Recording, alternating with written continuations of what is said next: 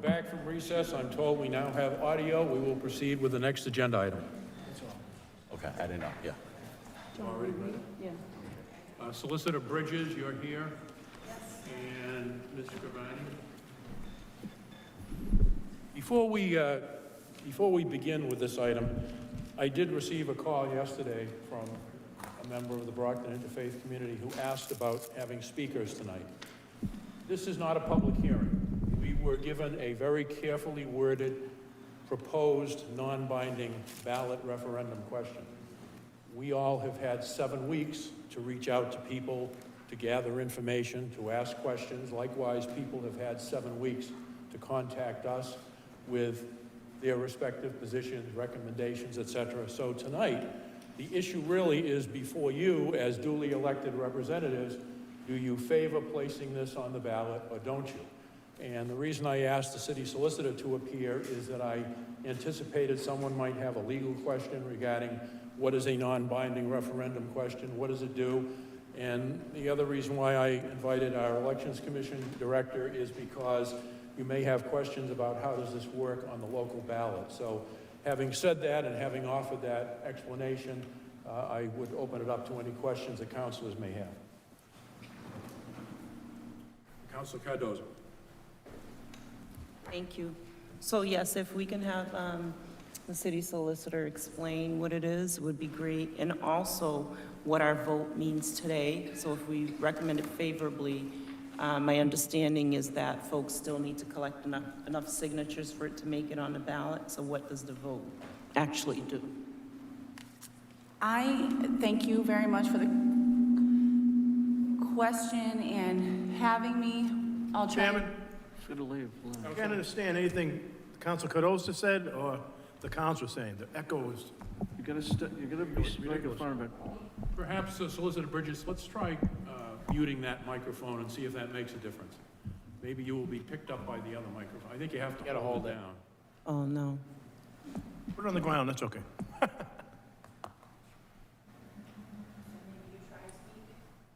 Can you hear me?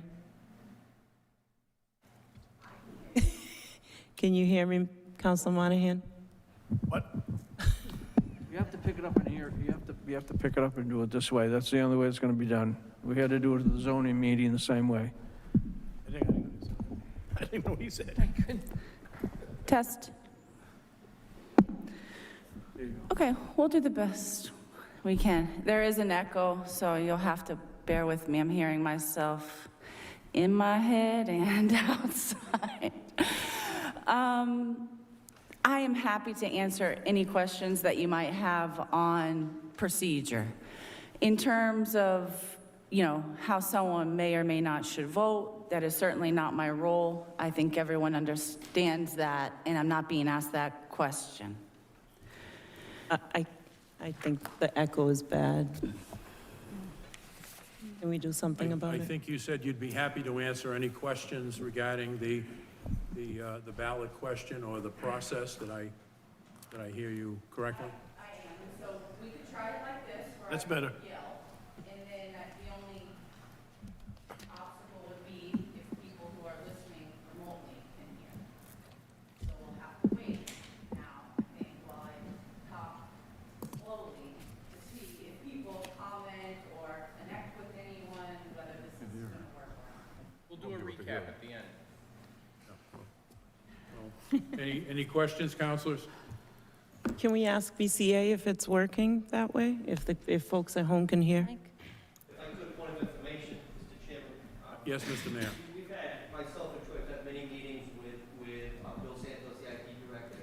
And what ARCIS has done $169,000, as you know, in this. We're very unhappy with this. But what we're told is on BCA, it's crystal clear, there is no echo. The only echo is in the chamber. And what Mr. Santos said is they have to come and actually turn the speakers slightly because the reverberation's coming in and that's creating the issue. So those watching on TV do not hear what we hear in the chamber. Thank you. You're welcome. Thank you, Mr. Mayor. Anything Okay. further? If not, is there a recommendation? No, so I wasn't, the city solicitor didn't answer my question. Not my question, but I wanted her to explain what the people's referendum means And then the second part of that, what does our vote mean? So if we vote in favor or against, folks still need enough signatures to get this item on a ballot. So if you could explain that process. So I am happy to answer questions on sort of procedure or how this works. Hopefully, the folks who put the referendum together have some type of understanding of what they, were embarking on.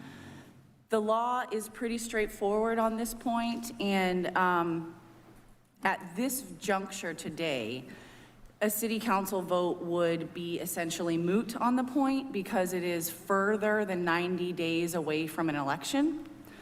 And so that is what your vote tonight is essentially outside of the confines of what the law allows for in terms of this type of process. And was that explained to the folks that filed it? Are you aware if they have that understanding? That's why it's important to have at least one member of the folks that filed this speak on behalf of the people. And so I think this is very unfair, but are they clear on the process and what this all means? Did someone explain that to them? I would not know the answer to that, and that is sort of outside the confines of, this was brought to the city. My understanding was this was brought to the city. So I'm not sure, who the explanation would be to, or, sort of how the fallout might go from there. But the law says that this is the law characterizes it as an advisory opinion or question, a non-binding public opinion, advisory, or question, and if it's not acted on, including the time frame for a veto within 90 days prior to the 90th day, then this process is unavailable for this type of referendum or ballot question, or another descriptor could be inserted there too, but that is the state of the law. Okay, and so are they aware, the folks that, the members that filed this, are they aware of that? Maybe Cindy can answer it. So I gave them the pamphlet that we get from the Secretary of State's office that explains how to get a public policy question on the ballot. I don't remember if I gave them the date of when the council had to approve by, but I did tell them that it had to be, if the council doesn't approve, they have to get our signatures by September, no later than September 21st. So if the council doesn't approve, there's still a chance that this could get on the ballot? They would have to get roughly 6,000 signatures by no later than September 21st. September 21st? So what is the point of our vote today? So my comments respectfully started out with sort of the vote basically being moot. I did have a chance to speak with Cindy prior to this meeting starting, and the other alternative is at least 10% of the registered voters. Those signatures have to be certified. And as she said, the last day for certification would be prior to September 28th. 7 days has to be afforded to the Elections Commission in order to certify them, and it has to be prior to the 28th. That is the other avenue that is prescribed in the same statute under which this referendum was filed. That opportunity exists, and I understand Cindy to be familiar with the process and have spoken already on the process to those who have asked. I personally have not. I have not also been asked. Okay, and so if they are able to get these votes, these signatures by the 21st, does it then come back to the council for a vote? It does No. not. So there's no point in them being here today? Point of information, I'm pretty sure when we tried, the power plant tried to get something on the ballot, they didn't need the council. They just went out, got the, it was gonna be like 6,000, whatever signatures it was. They had to go out and do the work. To get it on the ballot. I don't think there was any vote that we had to take on it, as far as I can recall. They didn't do it, but, yeah, that's on them. They have to get the signatures. Am I right? Okay. Our members that are here, are you clear on that? That you are charged with getting the signatures if you want this to go through and that you don't have to be here today? So, we know that we have to gather. Excuse me, I'm sorry, we Just don't, yes or no? we don't have public back and forth. This is not a. Because unfortunately, this city doesn't allow for public anything, So so. where we would have both proponents and opponents here, and it would not be fair to just allow one side to speak, so. Madam Clerk, Okay, so I'm done with my questions. I think that we move to just, I don't know, table this, because if they're not here, supposed to be in front of us, then, She motion it? Make the motion, yeah. sorry? Did you make a motion to table? Yes, motion to table this. I wish you guys luck. Go out and get the signatures. If you need my help, please let me know, and get this on the ballot, because I think it's super important. I'm sorry you were misinformed. all right, there's been a motion made and properly seconded to the table. All those in favor? All those opposed? It is a vote. Madam Clerk, item number 3. Ordered in accordance with the general laws of Massachusetts, Chapter 44, recommending that the City Council authorize the acceptance and expenditure of the grant award in the amount of $156,250 from the Department of Public Health's Bureau of Substance Addiction Services Prevention and Early Childhood Grant to the Mayor's Office Early Childhood Grant Fund. Invited Troy Clarkson, Chief Financial Officer, Corin Cappiello, Director of Social Services. Good evening, Mr. Clarkson. Good evening, Mr. Chairman and members of the council. Corin is not able to be with us tonight, so I do have some information from her that I'm happy to pass along to you. I did, as has become my custom, send you some detail on your agenda items tonight. In addition to that brief narrative that I provided, and with thanks to Councilor Nicastro, Corin did provide additional information and a brief narrative that I can read to you now to provide you more information on this grant from the Commonwealth. The goal is to increase utilization of evidence-based informed prevention programs, policies, and practices, and enhance protective factors and minimize risk factors in the lives of prenatal to 5-year-old youth with elevated levels of risk for future substance use and related health and behavior issues. There are a series of tasks associated with that, and these grant funds would be provided to a contractor to perform those services. Questions? I just have a quick question. Councilor Cardoza. So, who's the contractor, Mr. Clarkson? The contractor is, I believe, High Point Treatment Centers. Okay, and most of this is going to, just managing the contract? That's what it looks like? Right, It was like very little to direct information. services. So it's generally, for the most part, a pass-through from the Commonwealth to the city, to the contractor to fulfill those goals through a series of tasks. Okay. All right, thank you. Motion to recommend favorably Second. back to the full On the city motion. On the council. motion, Councilor Thompson. Good evening, Mr. Clarkson. Just a quick question. Is this the first time we received this grant, or is this a recurring grant that we have been receiving? I don't remember this one last year. I can answer that for certain for you, Councilor Thompson, by checking with Corin. I believe in my tenure here, which is almost 3 years, I do not believe there was a similar grant. So it is, I don't believe it's recurring. I do believe it's new, but I'll confirm that for you. Great. Well, I'm glad that we are looking for these types of services and them coming to Brockton. So, Corin, I know you're out there. We appreciate your assistance on this. Nothing further, Mr. President. Anything further? If not, is there a motion? Or was there a motion? Yeah. One on the table. Thank you. All in favor? Favorable? All opposed? It is a vote. Item number 4, Madam Clerk.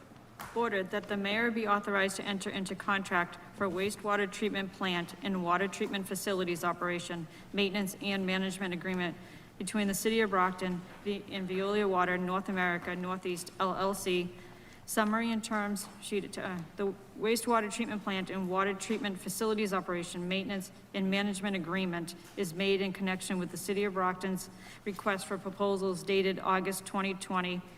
And further, the mayor be and hereby is authorized to execute any and all documents necessary to effectuate the contract. Invited Honorable Mayor Robert Sullivan, Troy Clarkson, Chief Financial Officer, and Patrick Hill, Interim DPW Commissioner. Good evening, Mr. Good evening, Mr. Chairman. Good evening, members of the committee. So those that have been on the council for a long period of time understand that this was a creature of a special act relative to the wastewater treatment. And under that, the current contract, in essence, we could stay with for another 20 years if we chose to, but we chose not to, and I'll tell you why. And I want to thank Councilor Nicastro, who sat on the committee with Dave Norton, with Pat Hill, Mike Morris, the procurement officer, and Troy. We put out an RFP. We got the lowest bid, the most advantageous. It's going to save $400,000 to put it out to get a new contract. It's 400 grand. I mean, that's real money. So I support this wholeheartedly. I hope the council does, so I can execute this and save the money for the taxpayers. But all the members of the committee that worked on this are here tonight to answer any questions. Thank you very much. Councilor Thompson and then Councilor Cardoza. Thank you, Mr. Chair. I'm not sure, Mr. Mayor. Just two quick questions. You said we could have gone 25 years. I did read the summary that Solicitor Bridges provided, but I did not have time to go through the full contract. So what is the term of this contract? The term? The term itself? Yes. Megan, what was the original term? It was a 10-year with options. Yeah, it was a 10-year with 2 5-year options on that, Counselor. And that's allowable under the special act. You know, usually municipalities don't do more than 5 years. But again, we chose not to do that because of the savings. We put it out under procurement, and the lowest, most advantageous will be a $400,000 savings. And how many people responded or bidded on the RFP? I'm gonna have to defer that to Pat Hill. All right. Mr. Commissioner, how are you, sir? I'm good, Counselor. There were 4 responses to the RFP. Okay. I don't know if you can hear me, sorry. Yeah, you said 4. 4, yes. Okay. And just lastly, that $400,000 savings, is that a yearly savings or is that over the term of the contract? That's annual savings. Annual saving, okay. I appreciate that. And I think it was smart to limit the term. I appreciate it. Thank you, Mr. President. That's all. Councilor Cardoza. Good evening, Mr. Hill. Good evening, how are you? So I know that we received something from Solicitor Bridges, but it came in late today, so I didn't have a chance to review it. Because my question was going to be around the RFP and what were the questions on the RFP, what were the responses, and what other service providers were considered, and if they were, what were the attributes that made them, you know, not competitive? So you said there were 4. Can you list who they were? So for the technical side, Counselor, there were 4 proposals. All the proposals were graded equally. They were all highly advantageous. So everybody met the threshold that we put forward in throughout all the questions. A lot of questions revolve around treatment. A lot of questions revolve about staffing. But they were all highly advantageous. Can you hold the button? I'm sorry, it's so hard to hear. Sad, but you can push it a little closer to you, that way it's more comfortable, because it echoes. So you said there were 4, right? And you said the questions, they all responded well. So what was the decision? What was the deciding factor? So there were 2 separate proposals. There was the proposal for the operation and maintenance side, and then there was a financial proposal. Where we graded everybody equally, we stuck with the financial proposals. Veolia North America was the lowest proposal. It was what? The lowest? The lowest? Yes. Okay. And then as far as performance, who's going to assess the performance? So currently the performance, we have a contract administrator, David Norton. He goes back and forth from the water and the wastewater treatment plants. He reviews all the technical aspects of the water and the wastewater treatment plants. Okay. And then is that something that's accessible to folks? I would imagine it's a public document, yes. It's documented? It's a public document, yes. Okay. I think that's all my questions. As far as this committee, that was put in place to look at this? I know there was one member of the council that was that someone that was just invited, Councilor Castro? Why weren't other members involved in the committee? We were only allowed 3 people on the committee, Counselor, I believe. Don't hold me to that, but I believe that was the reason. The wastewater treatment facility is in Counselor Castro's ward, so we thought it was best served that she would be involved in the process. Okay, thank you. Thank you for your responses. Thank you. You're welcome. Anything further, Councilor Castro? Thank you. Good evening, Mr. Hill. Thank you for being here. It was a pleasure to work with you on this. As you know, and as we discussed as part of the technical review process, which was very interesting, historically, Ward 4 has had a lot of issues with the wastewater treatment plant, with odors, et cetera. And so it was my pleasure to spend those 20 hours working on all of that with all of you, so that I would know what the terms were of the deals and have some perspective on the ultimate deal that we cut with Veolia from looking at the other proposals. I think we made the right choice. I'm hopeful that service will improve. And I would encourage all of my colleagues here on the council to take the tour of the wastewater treatment plant if you have not already done so. It's really fascinating. And it's just really fascinating. And the water that comes out at the end of the processing that goes into the Salisbury Plain River is just so amazingly clean. It's really good. Thank you very much. Thank you, Counselor. Anything further, councilors? If not, is there a recommendation? Move to recommend favorably. Second. And a motion made and properly seconded to recommend favorably. All those in favor? All those opposed? It is a vote. Next item up, Madam Clerk. Ordered in accordance with the general laws of Massachusetts, Chapter 44, recommending that the City Council authorize the acceptance and expenditure of the grant award in the amount of $500,000 from the Executive Office of Health and Human Services Fiscal 22 Safe and Successful Youth Initiative Grant to the Police Department Fiscal 22 Safe and Successful Youth Initiative Grant Fund. Invited Troy Clarkson, Chief Financial Officer, Emmanuel Gomes, Chief of Police, Michelle St. James, Grant Coordinator, Brockton Police Department. Good evening, Ms. St. James. Good evening, Mr. Welcome. Chairman. Good evening, councilors. The Safe and Successful Youth Initiative is a recurring grant that we've had for over 10 years in Brockton. It is geared to help what's known as impact players or proven risk youth, emerging adults in the city. And the way it works is that there is a pool of referrals determined by the police department, and then the Safe Corners street outreach and case management team attempts to outreach to them. They attempt to find them. They attempt to outreach to them. They provide basic needs. They provide food. And then when they're able to outreach successfully, then they work with them to do safety planning. They work with them to conduct a risk assessment, to create an individualized service plan, determine what needs these youth have. And then they work with Mass Hire for jobs and training, certificates. So there are certificate trainings. You can get HiSET. That's all through Mass Hire. And then we're adding Massasoit this year. Massasoit, we will be paying for classes. So that for the youth who want to work toward their college degree, we will help with that. And then we're also adding health imperatives this year. Females have been added in over the last couple of years to this program, so that's still fairly new. And females often have specialized behavioral health needs, and so health imperatives will be helping with that, special clinical support and also specific training for Safe Corner staff. Councilor Castro. Thank you. Good evening, Attorney St. James. It's a pleasure to see you. Talk with us about a success of this program. Success in this program, this is a harder grant to explain than, say, Shannon, where you have a lot of numbers. You can say, oh, we helped 300 youth last year. Because this is a very targeted pool, it's capped. So this year, our cap is to name 100 youth who are eligible for services. We are nowhere near that number because that is a new number for this year. So we need to identify that many individuals. But success for us is stabilizing an individual, because these are individuals who have been through it and who have, most of them have charges, and there are a lot of needs there. So number one, the biggest success is stabilizing.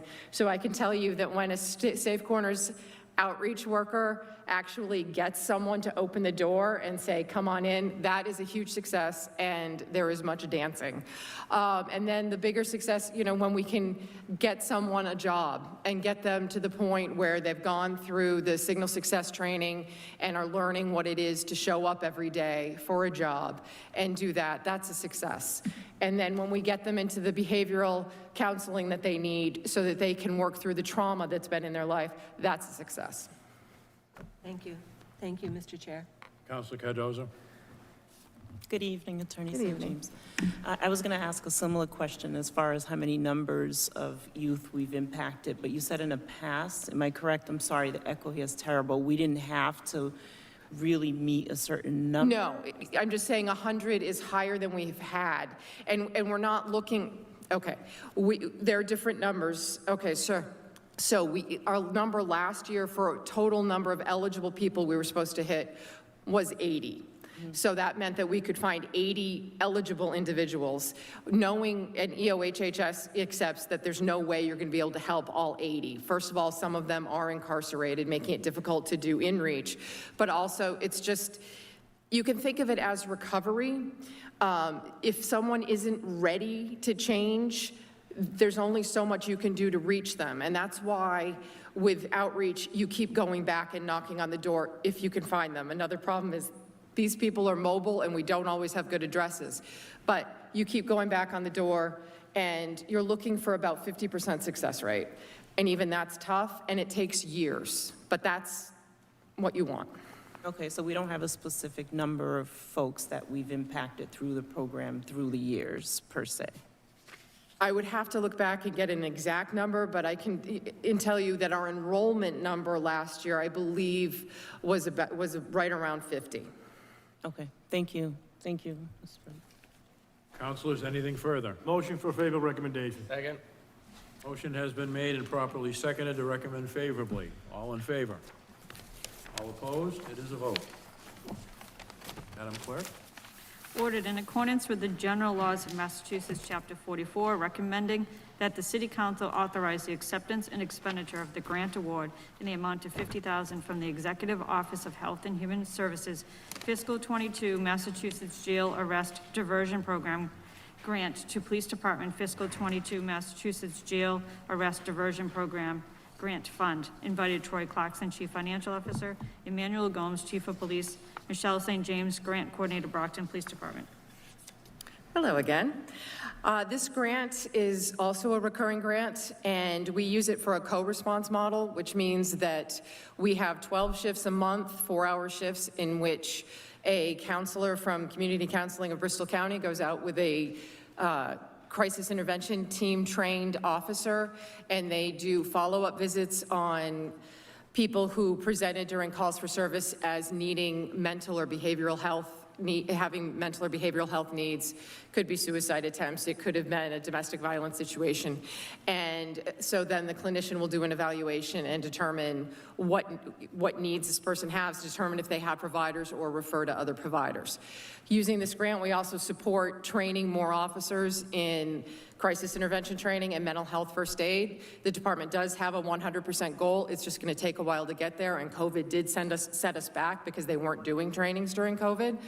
And then also in the past year, the department has started a crisis intervention team work group in which they meet once a month. This is with the hospitals and with community counseling of Bristol County and other providers, meeting with one of our CIT officers just to talk about new techniques, and if there is a case, there's no identifying information given, but if there is a case that is of concern, just putting it out to the group and saying, hey, what can we do? Motion for favorable recommendation. Second. Motion made, properly seconded to recommend favorably. All those in favor? All those opposed? It is a vote. Might as well, I think, stay where you are. Number 7. Ordered in accordance with the general laws of Massachusetts, Chapter 44, recommending that the City Council authorize the acceptance and expenditure of the grant award in the amount of $11,255.54 from the Executive Office of Public Safety and Security fiscal 2019. Justice Assistance Grants to the Police Department, fiscal 2019 Bernie Justice Assistant Grant Fund. Invited Troy Clarkson, Chief Financial Officer, Emmanuel Gomes, Chief of Police, Michelle St. James, Grant Coordinator, Brockton Police Department. This is a new grant to us, and it is also the least complicated of the three tonight. This is a pass-through JAG grant specifically for the Sex Offender Registry Board, their address verification program. We have, it's either 313 or 314 registered sex offenders in Brockton. You need to verify their addresses and either verify them or put them in violation. And the officer in charge of that has other duties and doesn't necessarily have enough time to do that in his regular shift, so this pays for overtime over the next 6 months to do a full audit. Motion for favor recommendation. Second. Okay, motion made and properly seconded to recommend favorably. All in favor? All opposed? It is unanimous. Thank you very much. Thank you, Ms. St. James. Item number 8. Ordered in accordance with the general laws of Massachusetts, Chapter 44, recommending that the City Council approve the HDIP tax increment exemption agreement between the city and 46 Montello LLC for the property located at 46 Montello Street. Invited Honorable Mayor Robert Sullivan, Troy Clarkson, Chief Financial Officer, Robert May, Director of Planning and Economic Development, and Jeffrey Anatoli, South Shore Property Management LLC. Mr. Mayor, before I recognize you, Councilor Thompson, based on research, has an amendment. If you'd like to offer that, and then we can proceed with discussion. That's correct, Mr. Chairman. I make a motion to amend the tie agreement from the agreement submitted to the clerk's office on June 11, 2021, to the amended agreement submitted on August 2nd, 2021. The reason I'm requesting this amendment is that the developer submitted the original tie agreement to the Department of Housing and Community Development. They provided some feedback on that tie agreement, recommending some changes. These changes, there is no material change to the agreement.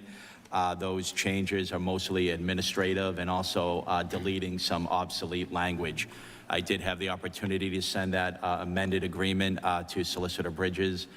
She confirms that there are no material changes and said that the best practice would to be seek a motion to amend today so that we can move forward on this new tie agreement. Second. All right, there's been a motion made to amend the original order. We will now proceed to a vote on the amendment, which will have to be adopted at the full council meeting. All those in favor of recommending the amendment? All those opposed? It is a vote. Now, Mr. Mayor, go ahead. Thank you, Mr. Chairman. Thank you, members of the committee. I want to thank you, Councilor. The amendment has been vetted out by the solicitor, and it's just minor kind of belts and suspenders and dotting the i's, so thank you very much for that. So the property that we're talking about tonight is the old D'Angelo's on Montello Street, most recently used for the Don't Look Up moving studio. It's a private acquisition. Mr. Anatol bought it from Brian McLaughlin and the McLaughlin family. We all know Joffrey has invested a lot of time and money and really had high-end buildings here in the city of Brockton. I support this tie. I've had many meetings with Mr. Anatol, with the assessor, with the city planner, Mr. May, who's here as well, with the CFO. The tie that's before you has the same terms of the last tie that I executed on your behalf as well. So it meets all the standards at 60% over 10 years. And again, I support this because it's really going to help Montello Street. It's going to help Ward 5, and it's going to really be a catalyst on that side of Montello. Thank you. Questions on the tie, Councilor Azak? Thank you, Mr. Chairman. Not so much a question, but a statement. I would just like to let everybody know how invested Mr. Anatol is in our city. And anytime that I see his name come up with a project, it puts a smile on my face because his work speaks for itself. As the mayor just mentioned, is other projects that he's done on West Elm Street and up on Pleasant Street are really, he's turned really ugly old buildings into pieces of art, and they're all full capacity. I think they're all rented out, and he's a hard worker, and he's invested in Brockton, so I know that he's always done the right thing, and anytime he has a project, he's reached out, I believe, to all the counselors and administration, so like I said, his work speaks for itself, and I want to thank him for investing in Brockton. Thank you. Anyone Mr. else? Chairman. Councilor Yaneri and then Councilor Cardoza. Thank you, Mr. Chairman, and I do want to make somewhat the same, I guess, ditto to the comments that was mentioned by the city councilor from Ward 7, and I, too, even though this is not my ward, it's Ward 5, but I think when it comes to positions like this, and we have developers that spend a lot of time here in the city and know the city probably better than some of us that have lived in this city, you cannot say, or refuse any type of development that he's put place over these last several years. So I just want to, I do want to go on record and say that Geoffrey's done an outstanding job, and the people that work with him, and he comes from a good family that knows how to spend money, not wastefully, knows how to spend it. But I think what I really like is the fact that he's come into the city and he's developed, in the city and taking pride into being here in the city of Brockton. And all I can say is I hope the future, if we can find him 4, 5, 6, 7 more spots of property that he can build, I hope that, and he finds them, that the city allows him to continue to do what he's doing, because he does a good job. So I just want to make mention of that and put that on the record. Thank you, Mr. Chairman. Councilor Monahan had his Oh, hand I'm up. sorry, Councilor Monahan. Ladies first. All right, Councilor Cardoza. Okay, I don't know who answers this, but I have a question around the TIE itself. Is that Rob May or? I can answer for you. Huh? I can answer. Are you sure? I don't think so. Yeah. So my question is, what qualifies an applicant for this exemption? And I wanted to know how many owners currently qualify for this, if we have a list. So it's a more general question, I think Rob May might answer. Counselor, could you repeat the question? I'm sorry, I didn't hear it. What qualifies a developer for this incentive, for this tax exemption? The Housing Development Incentive Program is a project from the Commonwealth of Massachusetts, and it was adopted by this city council maybe 5 years ago, if I remember, that provides tax credits to developers in gateway communities who are developing market rate housing. Okay. And as part of that tax incentive from the state requires the municipality to have some skin in the game, as it were, and that usually takes the form of a tie agreement, which is a tax increment exemption. So we are not collecting 100% of our taxes on the project as it's developed. In this case, we'll be collecting 40%, but it gradually ramps up to 100% after 10 years, if I remember right. Okay, and how many property owners do we currently have that are getting this type of, is there a list somewhere so we can see? Councilor, I believe there are 6 that are downtown. 19 Main, 2 on Commercial Street, and 47 West Elm, 47 Pleasant. This project, this would make 6. Okay, and who monitors them for compliance with the The Commonwealth does. So we don't at all? So say they are not meeting the requirements under the contract for the tax incentive, is there a way that we are monitoring that so then they can revert back to paying full taxes?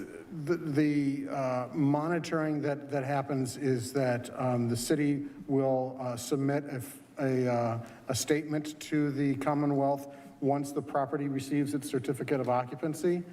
And I don't remember if the assessor takes part in that also. I'd have to go take a look at that. But the monitoring is whether or not it's market rate. It is certainly our assessor's office will know as part of the taxing process if there have been changes. But the state is the one that determines whether they are market rate units. Yeah, because I think it's important for us to keep an eye on that, because if they're not in compliance, there's certain things that they have to comply with. Are jobs part of it? Do you know off the top of your No, head? ma'am.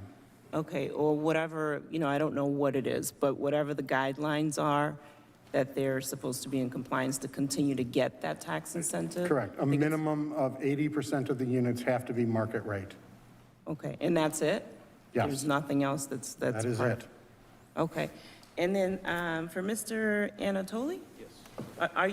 Do you own this property currently? Because it's still listed under Mr. Brian McLaughlin. Yeah, so the 46 Montello Street LLC purchased the property. So yes, I am the majority stakeholder. I am the majority stakeholder. I can't hear you. I am the majority stakeholder in the. Majority, but is Mr. McLaughlin does he still own it or have any part of it? No. Okay, because it's still listed as being owned as Mr. McLaughlin. I don't do the record keeping for the city, so I'm not sure how to answer that question. I mean, we have a quitclaim deed and everything's been recorded at the registry. So, we are the legal owners of the property at this current I time. hear a word you're saying, I'm sorry. It's all mumble jumble. It's not your fault. It's Despite all the electronics and whiz-bang stuff, it does take a while for the city's GIS records to catch up with the recorder's office. I can't hear. No, it's very jumbled. Can't understand it. Mr. Mayor, I believe you said that Maybe it mute takes the a while. button when you're talking. I'm sorry. It takes a while for the documents to get updated into our city GIS system. So once a sale happens, it sometimes takes up to 6 months to update the database. Okay, and so I guess an issue that I identified, and maybe a city solicitor can answer this question since she's here. Solicitor Bridges?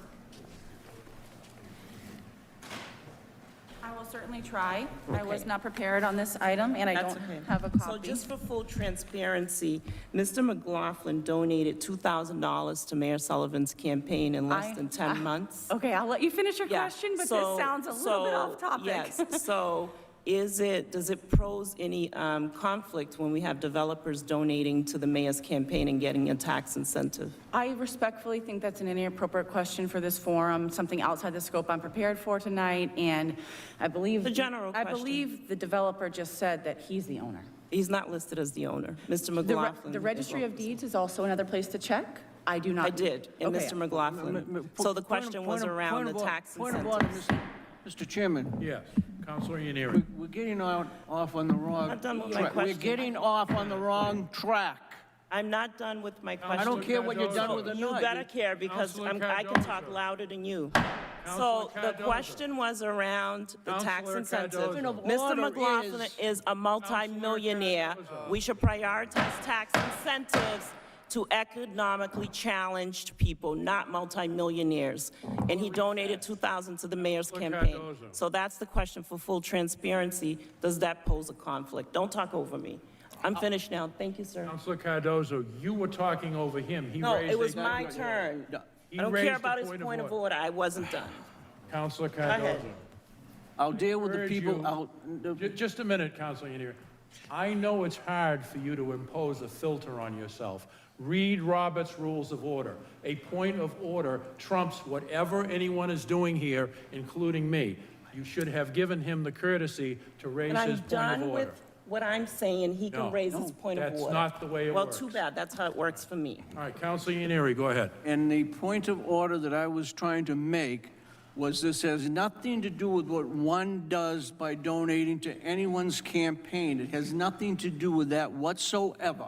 That's not how we operate. Anybody that Someone wants who's to taken donate... many You know, donations now you're from talking over developers. me again. Let I'm him not putting up with your, I'm not putting up with your stuff. Believe me. Go Believe for me. it. I had you as a candidate 2 years ago. I knew what you were like. Well, let me tell you. Not the city solicitor. I didn't ask you, but go ahead. Yeah. You know something? I'd rather deal with people that have more of a mentality than that. Thank you, Mr. Chairman. Thank you. Councilors, let me step in here for a minute and let you know, as presiding officer, I don't want this council to look like a bunch of buffoons. If you don't know Robert's Rules of Order, read them. If you don't know the ordinances that mandate that we don't interrupt a speaker except for a point of order, read them. You took an oath to follow them. If we're not going to have orderly meetings, I have two options. I can order someone out of here under General Laws, Chapter 30A, or I will adjourn the meeting, and then I'll have everyone come back. And sooner or later, the people that caused the disruption won't be quite so disruptive. What is so hard about being here and being courteous to one another? What is so hard about allowing people to finish a statement and then the other person gets an opportunity to talk? I realize it's an election year. Go out on the streets, do what you want, campaign however you want, but when you come in here, be prepared to have some decorum, or I'm going to exercise my options. And if any of you know me well, none of you intimidate me.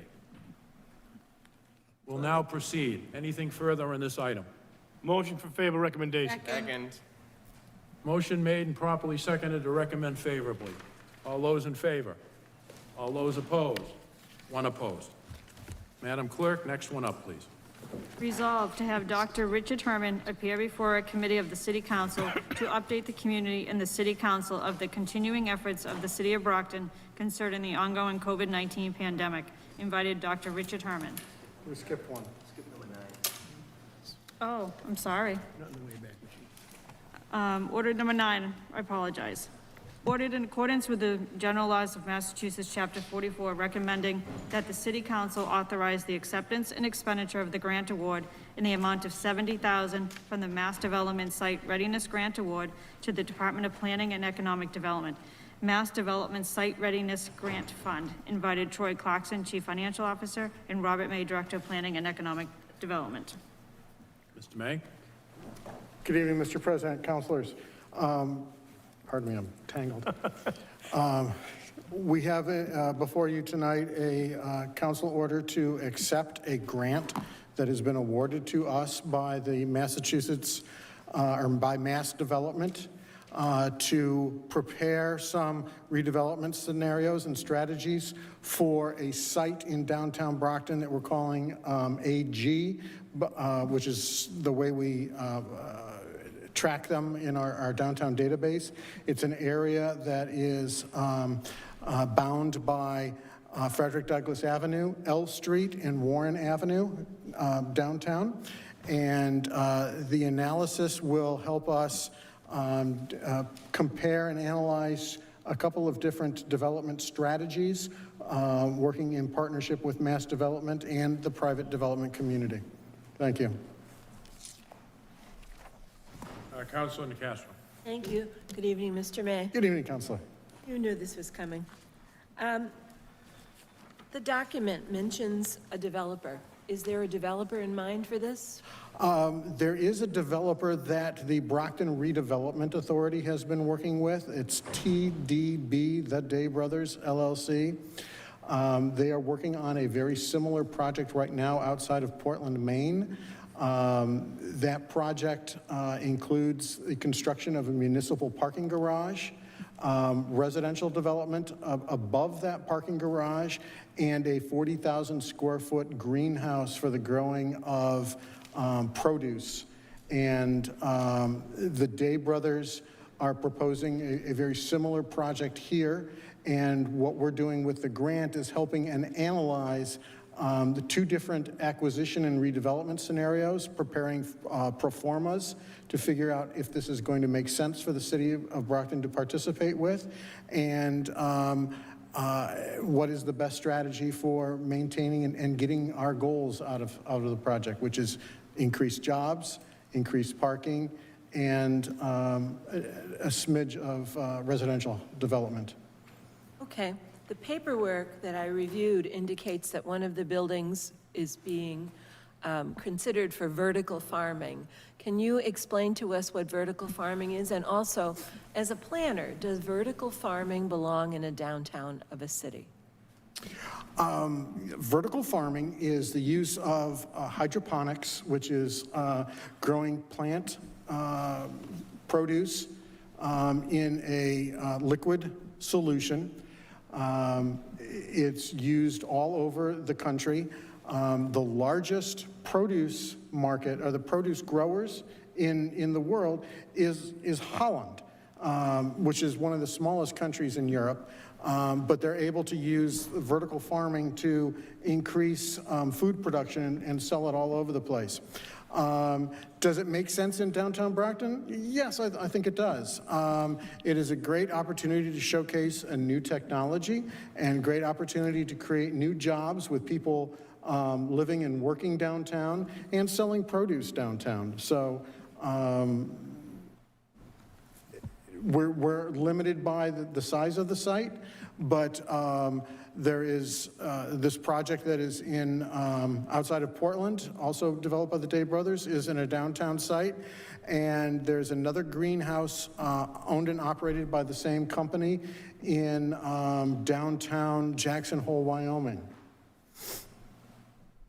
Okay, and the other question I had for you is, Janice Bergeron, one of the people working for R&D Consultants, who your paperwork says the city will be, or will be engaged by Mass Development, right? Correct. To work on this project, okay. She's also working on something in this area already.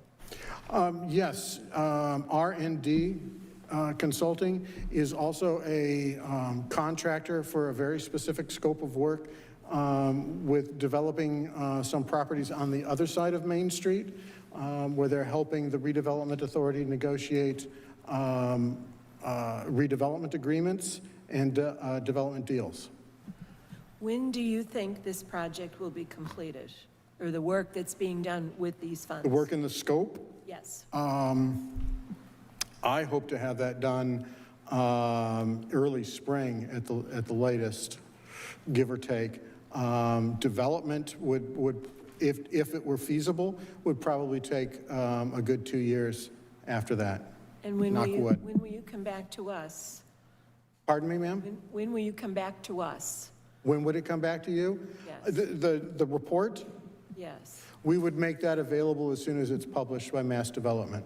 Okay. Thank you. Good luck with it. Thank you, Mr. ma'am. Chair. Anyone else? Motion for favorable recommendation. Second. All right, motion made and properly seconded to recommend favorably. All in favor? All opposed? It is a vote. Thank you all. Thank you. All right, now we go on to 10. Number 10, resolved to have Dr. Richard Herman appear before a committee of the City Council to update the community and the City Council of the continuing efforts of the City of Brockton concerning the ongoing COVID-19 pandemic. Invited Dr. Richard Herman. Good evening, Doctor. Do you need a minute to get set up? Are we all set, or? We'll see. It's a lot of show and tell, so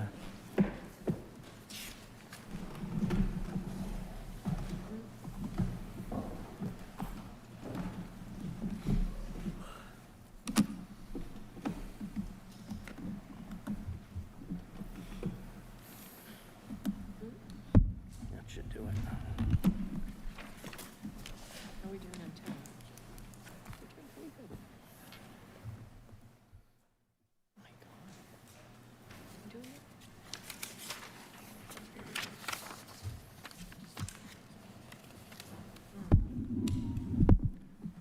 Not quite there.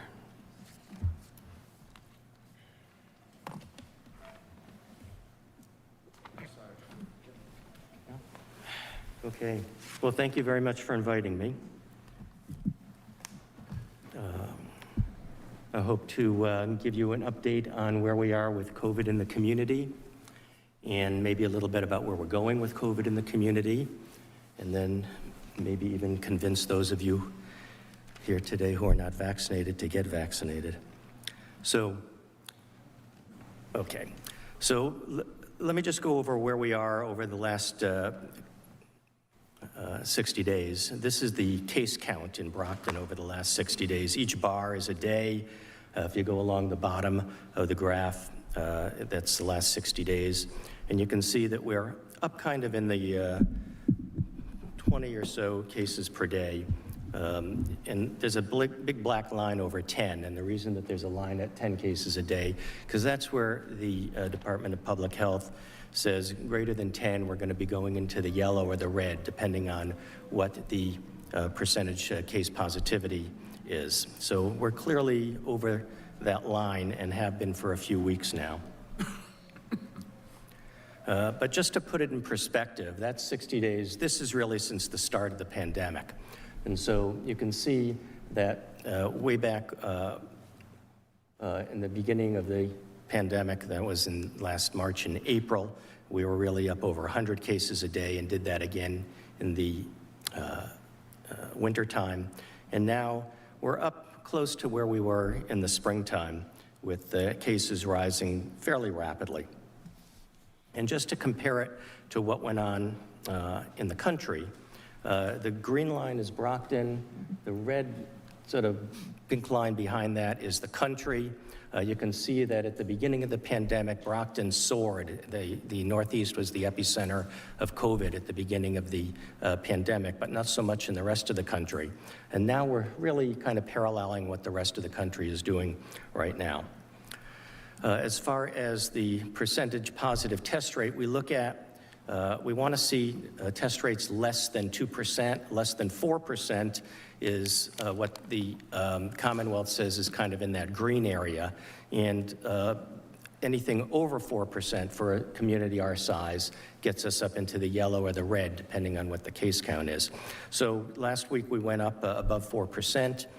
The Commonwealth updates this number every Thursday, so this Thursday, my guess, based on what I'm following in the statistics going day to day, probably be about over 5% when the numbers come out this Thursday. And again, just to put it in perspective, that's just looking at the last few weeks. This is really looking since the beginning of the year. So you can see at the beginning of the year, our case positivity rate was up over 11%. So we're high, but we're not as high as we've been in the past.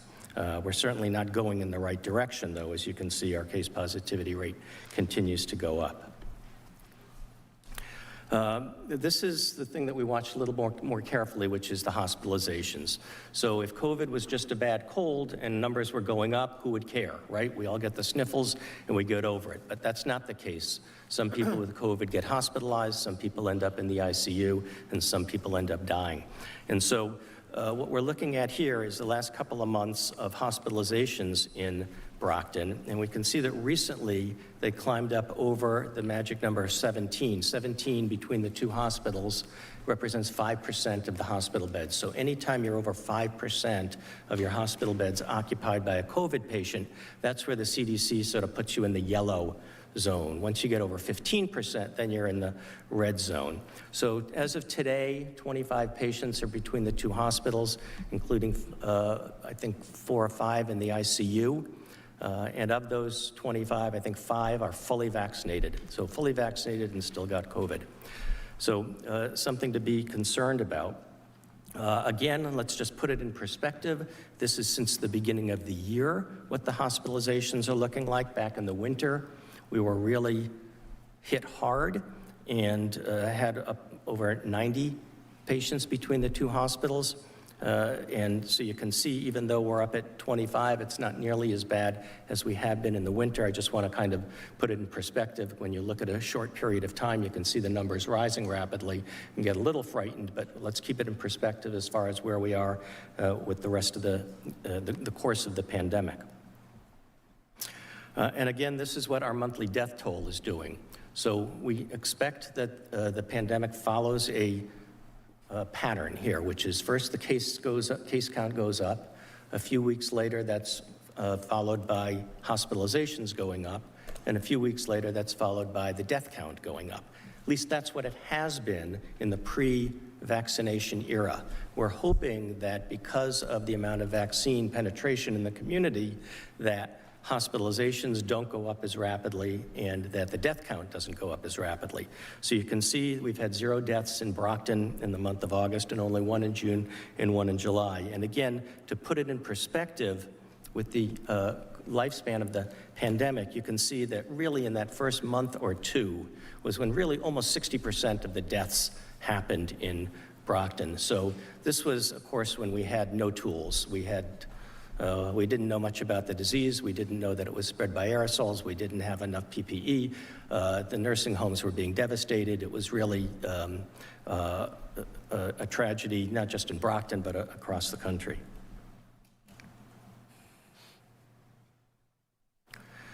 And this is today's dashboard. So for those of you who follow the city website, the dashboard is updated every evening. The numbers around the outside of the dashboard are changed every day to reflect how many new cases are reported, how many new deaths are reported, and then the red, yellow, green number that the Department of Public Health uses on the right-hand side, which as of today is 25.9. That means 25.9 cases per day per 100,000. And because Brockton is a city of about 100,000, the math is pretty simple. It's about 26 cases a day that we're seeing right now. I'm hoping that this number has peaked around this area, this number. I'm hoping that it doesn't get too much higher, just because of the vaccine number of people that have been vaccinated. We're hoping that it doesn't climb and climb and climb, but still 25 cases a day is really significant. And you can see the other items on the dashboard referring to how many active cases are ongoing. And my guess is that we will be in the 200s for quite some time as the Delta variant sort of takes over the city. And then you can see we have 25 cases in the hospital, between the two hospitals as of today. The idea is to follow some kind of metrics to help guide us in terms of planning. So if I want to advise the mayor, you've got to have mask wearing indoors in all buildings, or what we're going to do for the opening of the schools, we have to look at some kind of metrics. And there's no one good metric to follow. The CDC happens to use this case count of, it looks at a 7-day period, and if you got an average of more than 100 cases per 100,000 over a 7-day period, that puts you in the significant transmission, a high transmission. And so we've been there for a few weeks, according to the CDC. We look at lots of metrics, though, not just the case count and the case positivity, but we also look at the hospitalizations and the deaths. We look at the rate of change of the cases in the city, as well as a whole bunch of other factors. So this is the red, yellow, green number that the Department of Public Health had been using. At the end of July, they abandoned that red, yellow, green mapping, which I thought was fairly helpful in helping people understand just how bad or how significant the spread of COVID was in the community, but they did away with it. But this is just what our numbers would have looked like over the past several weeks if we had continued the red, yellow, green numbers. And on Thursday, this is updated every Thursday, so you can see this Thursday our number, I'm just predicting, should be around 26. And as I said, hopefully won't go too much higher than that. And just to get an idea of what our neighbors are doing, these are the towns that touch Brockton. So you can see about 3 weeks ago, everybody was in the green or the gray. The green meaning very low transmissibility, the gray meaning super low transmissibility. And now towns are starting to come out of the green into the yellow, into the red, and I think we'll continue to do that at least in the foreseeable future. So it's not just Brockton that's going up, our neighbors around us are going up. And of course that makes sense.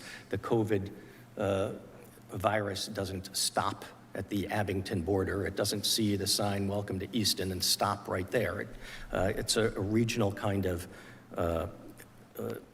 disease, and that's why we've maintained contact over the course of the pandemic with our neighbors and have regular calls with our greater Brockton neighbors to find out what their best practices are, how they're coping with the pandemic.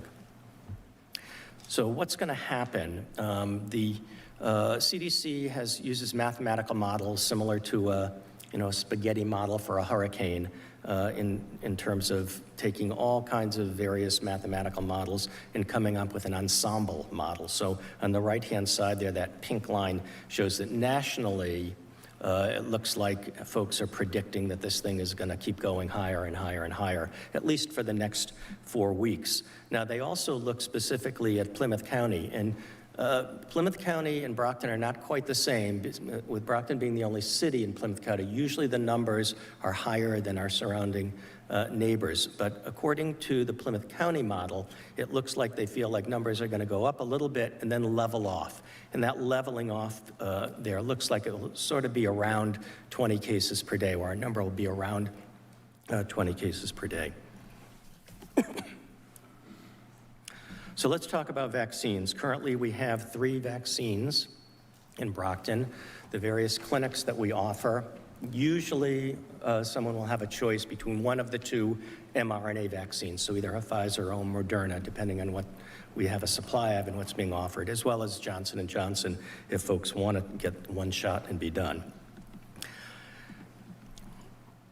And right now we are, as we have been for the last several months, kind of in this struggle. It's a tug of war. On the one hand, the Delta variant and the virus want to win. They want to invade you and take over. On the other hand, we've got tools now. We've got the vaccines, and we've got our public health measures of masking and distancing to help fight that. And so this is a tug of war, and we're in that delicate balance where if we can maintain a high penetration of vaccinations in the city, then we'll beat out the rise of the Delta variant. But that's going to be a challenge, as you can see other parts of the country, how much of a challenge it really is. This is where we are with the most current numbers that we have. And just so you know, the numbers are released every Thursday and reflect those vaccinations up to the previous Tuesday. So last Thursday, these are last Thursday's numbers, and reflect the amount of vaccinations from the previous Thursday. So this is current as of August 10th. So of the 82,000 plus eligible folks in Brockton, eligible meaning 12 years old or older, 57,920 have gotten at least one shot. So about 70% of Brockton residents have gotten at least one shot, which means that 30%, and maybe 30% of you sitting behind me have not gotten the vaccine. Those are the people who we need to target to see if we can get folks vaccinated to protect the rest of us. Every Thursday on the dashboard, I'll post just the stats that you can see here. The highlights here are that we had been giving, in the heyday of vaccinations, over 4,000 vaccines a week. It dropped down to kind of in the 600 to 700 range when everybody thought COVID was gone a few weeks ago. And now it's starting to tick back up as people realize that it's not gone, and in fact, Delta is here, and in fact, we're going to have to cope with the opening of schools in the fall, and hopefully folks will get vaccinated. So as of last week, we had 997 newly vaccinated residents, and hopefully when the number comes out on Thursday, it'll be over 1,000. I'm going to present all of this data in just different ways. People are visual learners, and some people kind of get it in a certain way. So all this is going to be the same kind of data. This is breaking it down. It's not by decade of life. It's not 10-year-olds, 20-year-olds, 30-year-olds, 40. It's by sort of a vaccine age range, which the Department of Public Health uses to release their data. So you can see that the blue bar represents the number of residents in the city. The green bar is the number of folks that have gotten a vaccine in that age group. So you can see in the 50-plus age group, pretty good job. Folks have done pretty well in terms of getting vaccinated. In the under 50 age group, not so much. And another way of looking at that is to actually look at the numbers. This is the percentage uptake of vaccination by age group. So you can see in the 65 plus age group, the Council on Aging and Janice Fitzgerald have done an excellent job of getting the word out to our seniors in Brockton to get vaccinated. And in fact, they've done a really super job of getting vaccinated. Now we've got to work on people under the age of 50 who are giving COVID to the rest of us. We've tried to focus on ethnicity. It's tough data to get from the state because the data is sparse. It's not great, and also They were late to the game in terms of providing us with data. We've been fortunate to have partners at Brockton Neighborhood Health Center who do provide us with data, but this is the most recent vaccine data from the state. So this is how they break it down. And just to kind of, we were all aware that people of color were not taking the vaccine as quickly as Caucasians, for example. But in Brockton, as of right now, the breakdown of the population is 30% of the population is white. We would expect 30% of the population getting the vaccine to be white, and in fact, it's 31%. So I think we've caught up with any kind of ethnic disparities, but we are still focusing quite heavily on reaching out to communities that we feel are at risk. This is another way of looking at the success of the vaccination program. You can see the bar on the right tells you the age group and what percentage of that age group has gotten vaccinated. On the left is who is getting the disease. So you can see 50 and older getting the vaccine, on the left, 50 and under getting COVID. So it's really quite remarkable that the vaccine is offering a significant amount of protection against COVID, and it shows up in the data that we're looking at in the vaccine era. This is why I looked at from May and beyond on this particular graph. So how are we doing compared to the country? There's a lot of comparisons going on, and it's tough to compare apples and apples just because when you hear statistics, what percentage is vaccinated? Well, is it the percentage of the total population? Is it the percentage of the eligible population? Is it the adult population? The CDC breaks it down as 12 and older, 18 and older, 65 and older, and so you never really know what numbers you're looking at. So I tried to just compare us to the rest of the country. On the left-hand side is, and this is those who have received at least one dose. The blue bar is the US of A, the red bar is Brockton, and you can see we're just kind of mirroring what the country is doing. Maybe, a tick above or below, a percentage point above or below, but basically mirroring what the rest of the country is doing in terms of our vaccine penetration, the amount of people getting vaccinated in the community. And this just tells you how many people per week have been getting vaccinated. You can see back in April, May, when the demand was bigger than the supply, folks were lining up to get vaccinated. Now, not so much, and the vaccine demand has really fallen off, even though the supply is there. Hopefully, that number will continue to go up before the need for boosters makes it go up even more. So what have we been doing? There's sort of living COVID night and day over the past year, but just a few of the things that have been going on is we're trying to create partnerships with those around us, the hospitals, Neighborhood Health Center, Board of Health, the Department of Public Health, community-based organizations. And so the Board of Health currently has 3 standing clinics every Thursday from noon to 8 p.m., every Saturday, and that's at the Shaw Center, every Saturday from 9 a.m. to 1 p.m. at the Shaw Center, and every Thursday in the evening at the Cape Verdean Association. Neighborhood Health Center offers vaccinations daily, Monday through Friday, at the Neighborhood Health Center at their site. Just have to call them and get a vaccine. The Board of Health has offered to be the supplier of vaccine for physician offices who only want a small supply, so if they don't want to be in charge of storing hundreds and hundreds of doses, the Board of Health has offered all of the local practices the ability to be supplied in small quantities. Retail pharmacies are offering the vaccines, as you know. We ran clinics at every single middle school and at the high school a couple times to try and target the school-age children to get them fully vaccinated before they return to school in the fall. We have probably a handful of pop-up clinics that have been going on throughout the pandemic.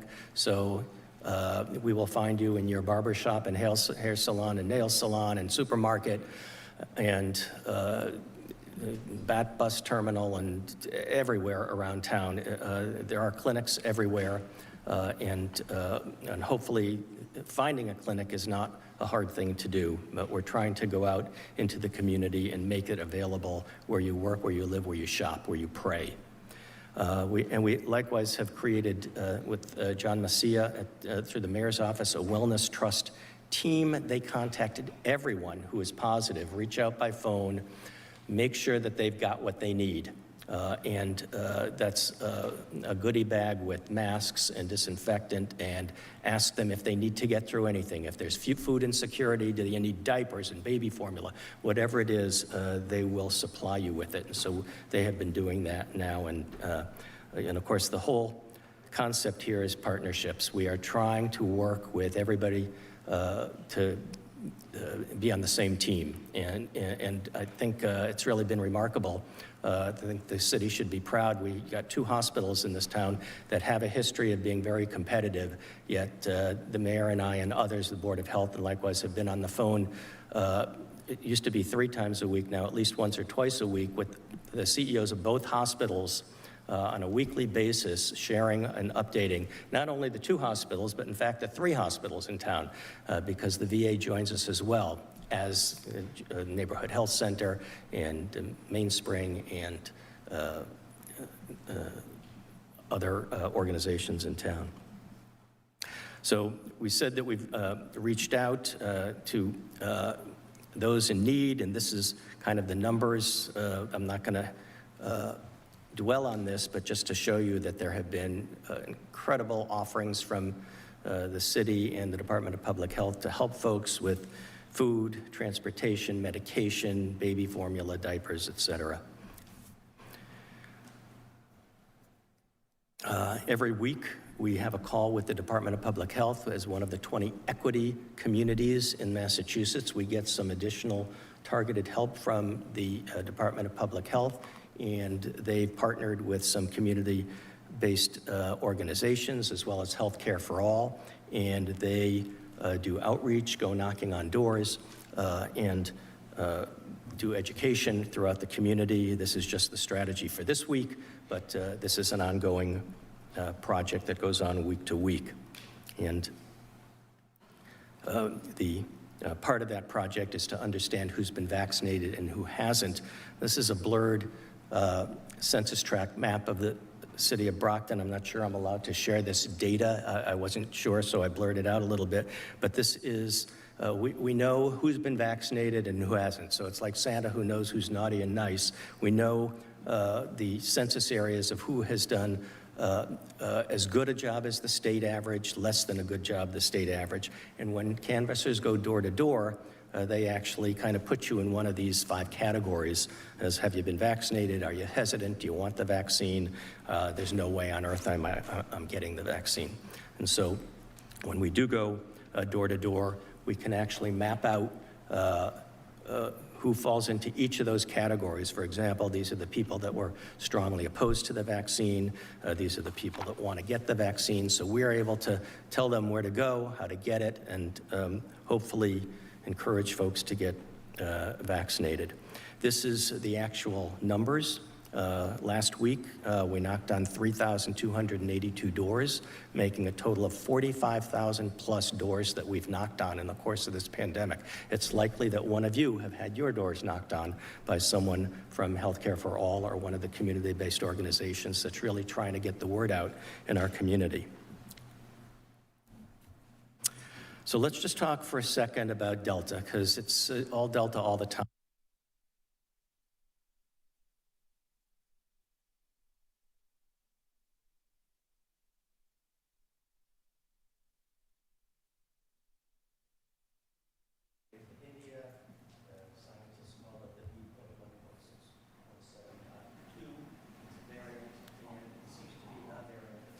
For the country right now. And why is it a concern? It's a concern because it is so much more contagious than the wild type, the original form. And I like to show this picture, just a way of showing that if you think of it as puzzle pieces, the original COVID was the puzzle piece that kind of latched onto the cell in your body and fit, but not quite right. So it latched on, it was pretty good at holding that puzzle piece together. But the Delta variant really fits snugly and tightly and has many more viral particles than the original version, spreads far more rapidly. You're likely to infect far more people if you have the Delta variant, which is why the hospitals right now are seeing pods of families, a group of 3, another group of 3, another group who live in the same household because it spreads so rapidly within the household. This is just another way of looking at it month by month by month since the beginning of the year. These are the variants that make up the cases in Brockton by percentages. So at the beginning of the year, we saw this Alpha variant, the UK variant, which has pretty much disappeared. We haven't seen any of that in the month of August. It's all Delta or types that are just not typable, some other kind of, that doesn't mean it's one type, but they just haven't been able to identify what that variant is. So one thing we want to be sure of is, are the vaccines effective against the Delta variant? And this article, I don't usually talk about scientific journals at a course like this, but this article just happened to come out this week and asked the question, is the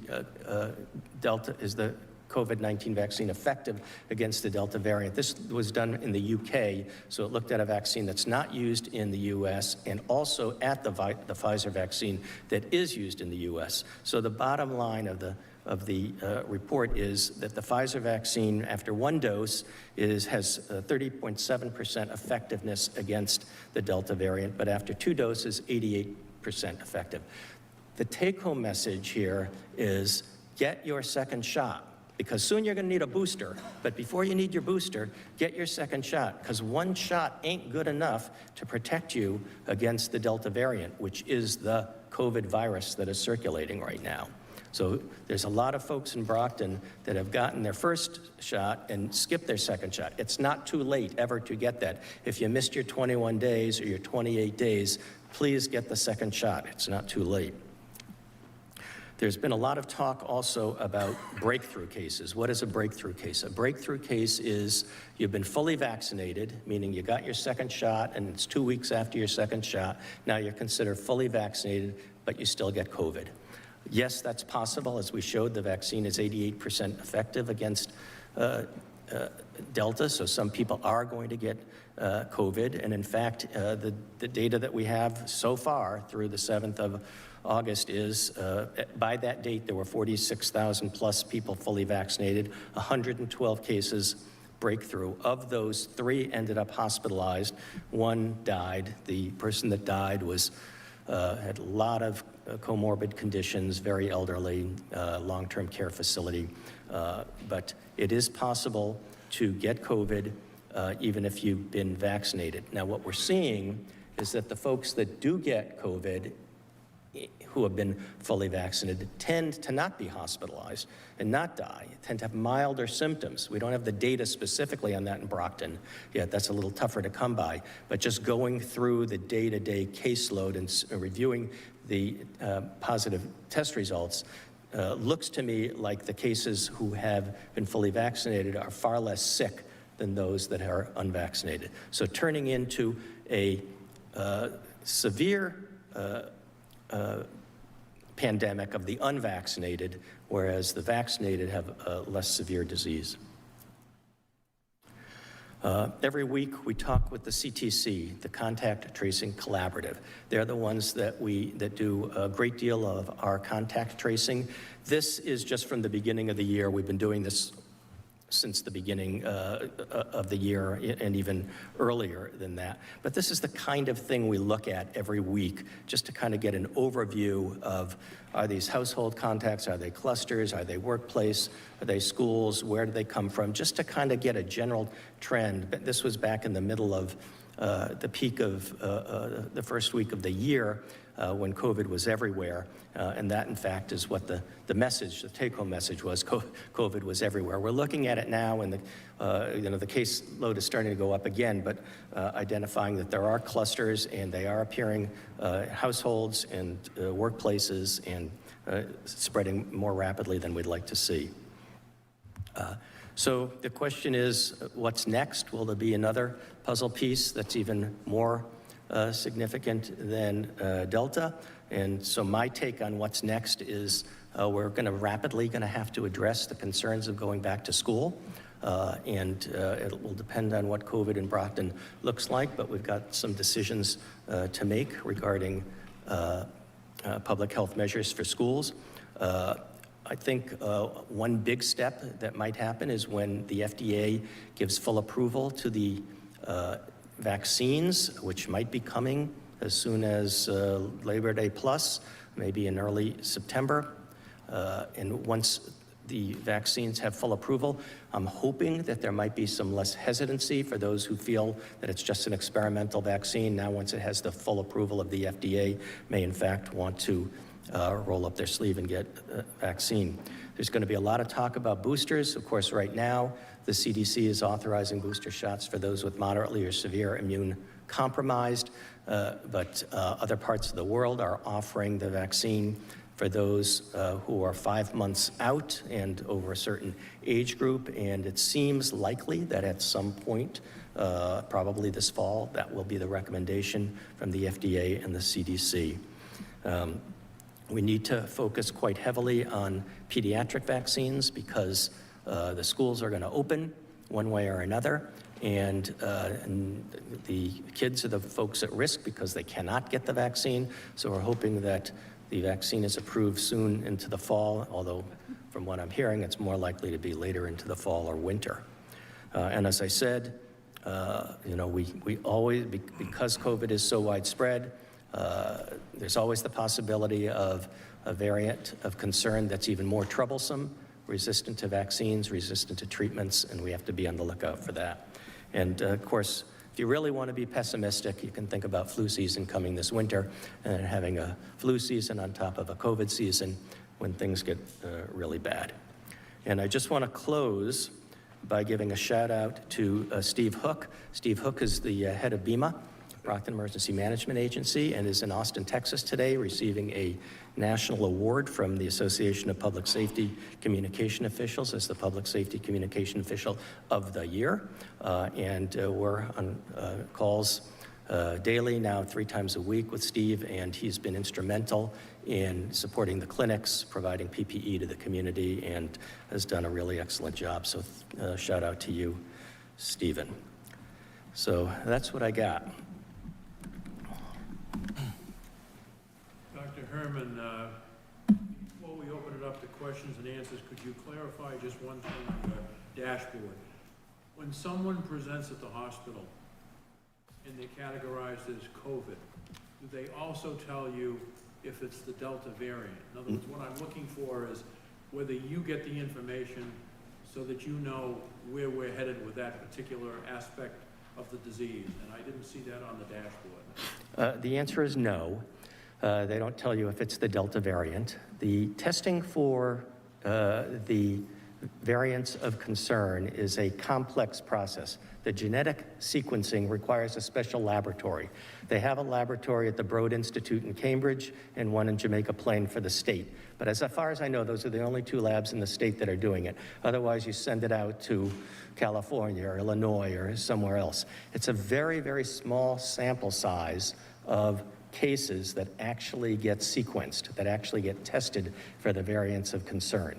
So what we're looking at, usually the CDC looks at a region. So Brockton would be in the New England region, and they'll test whatever samples they have. They'll break it down by percentage of those samples that are the different variants. So you don't know specifically on any given case unless you ask for it to be sequenced, and it takes a while for it to come back. If you notice, the data I showed you is through August 7th, only because it takes a while for these things to go to the lab and come back. So all we know is by the percentages. So we see 100% of the variants are Delta variant. We assume that those are the cases.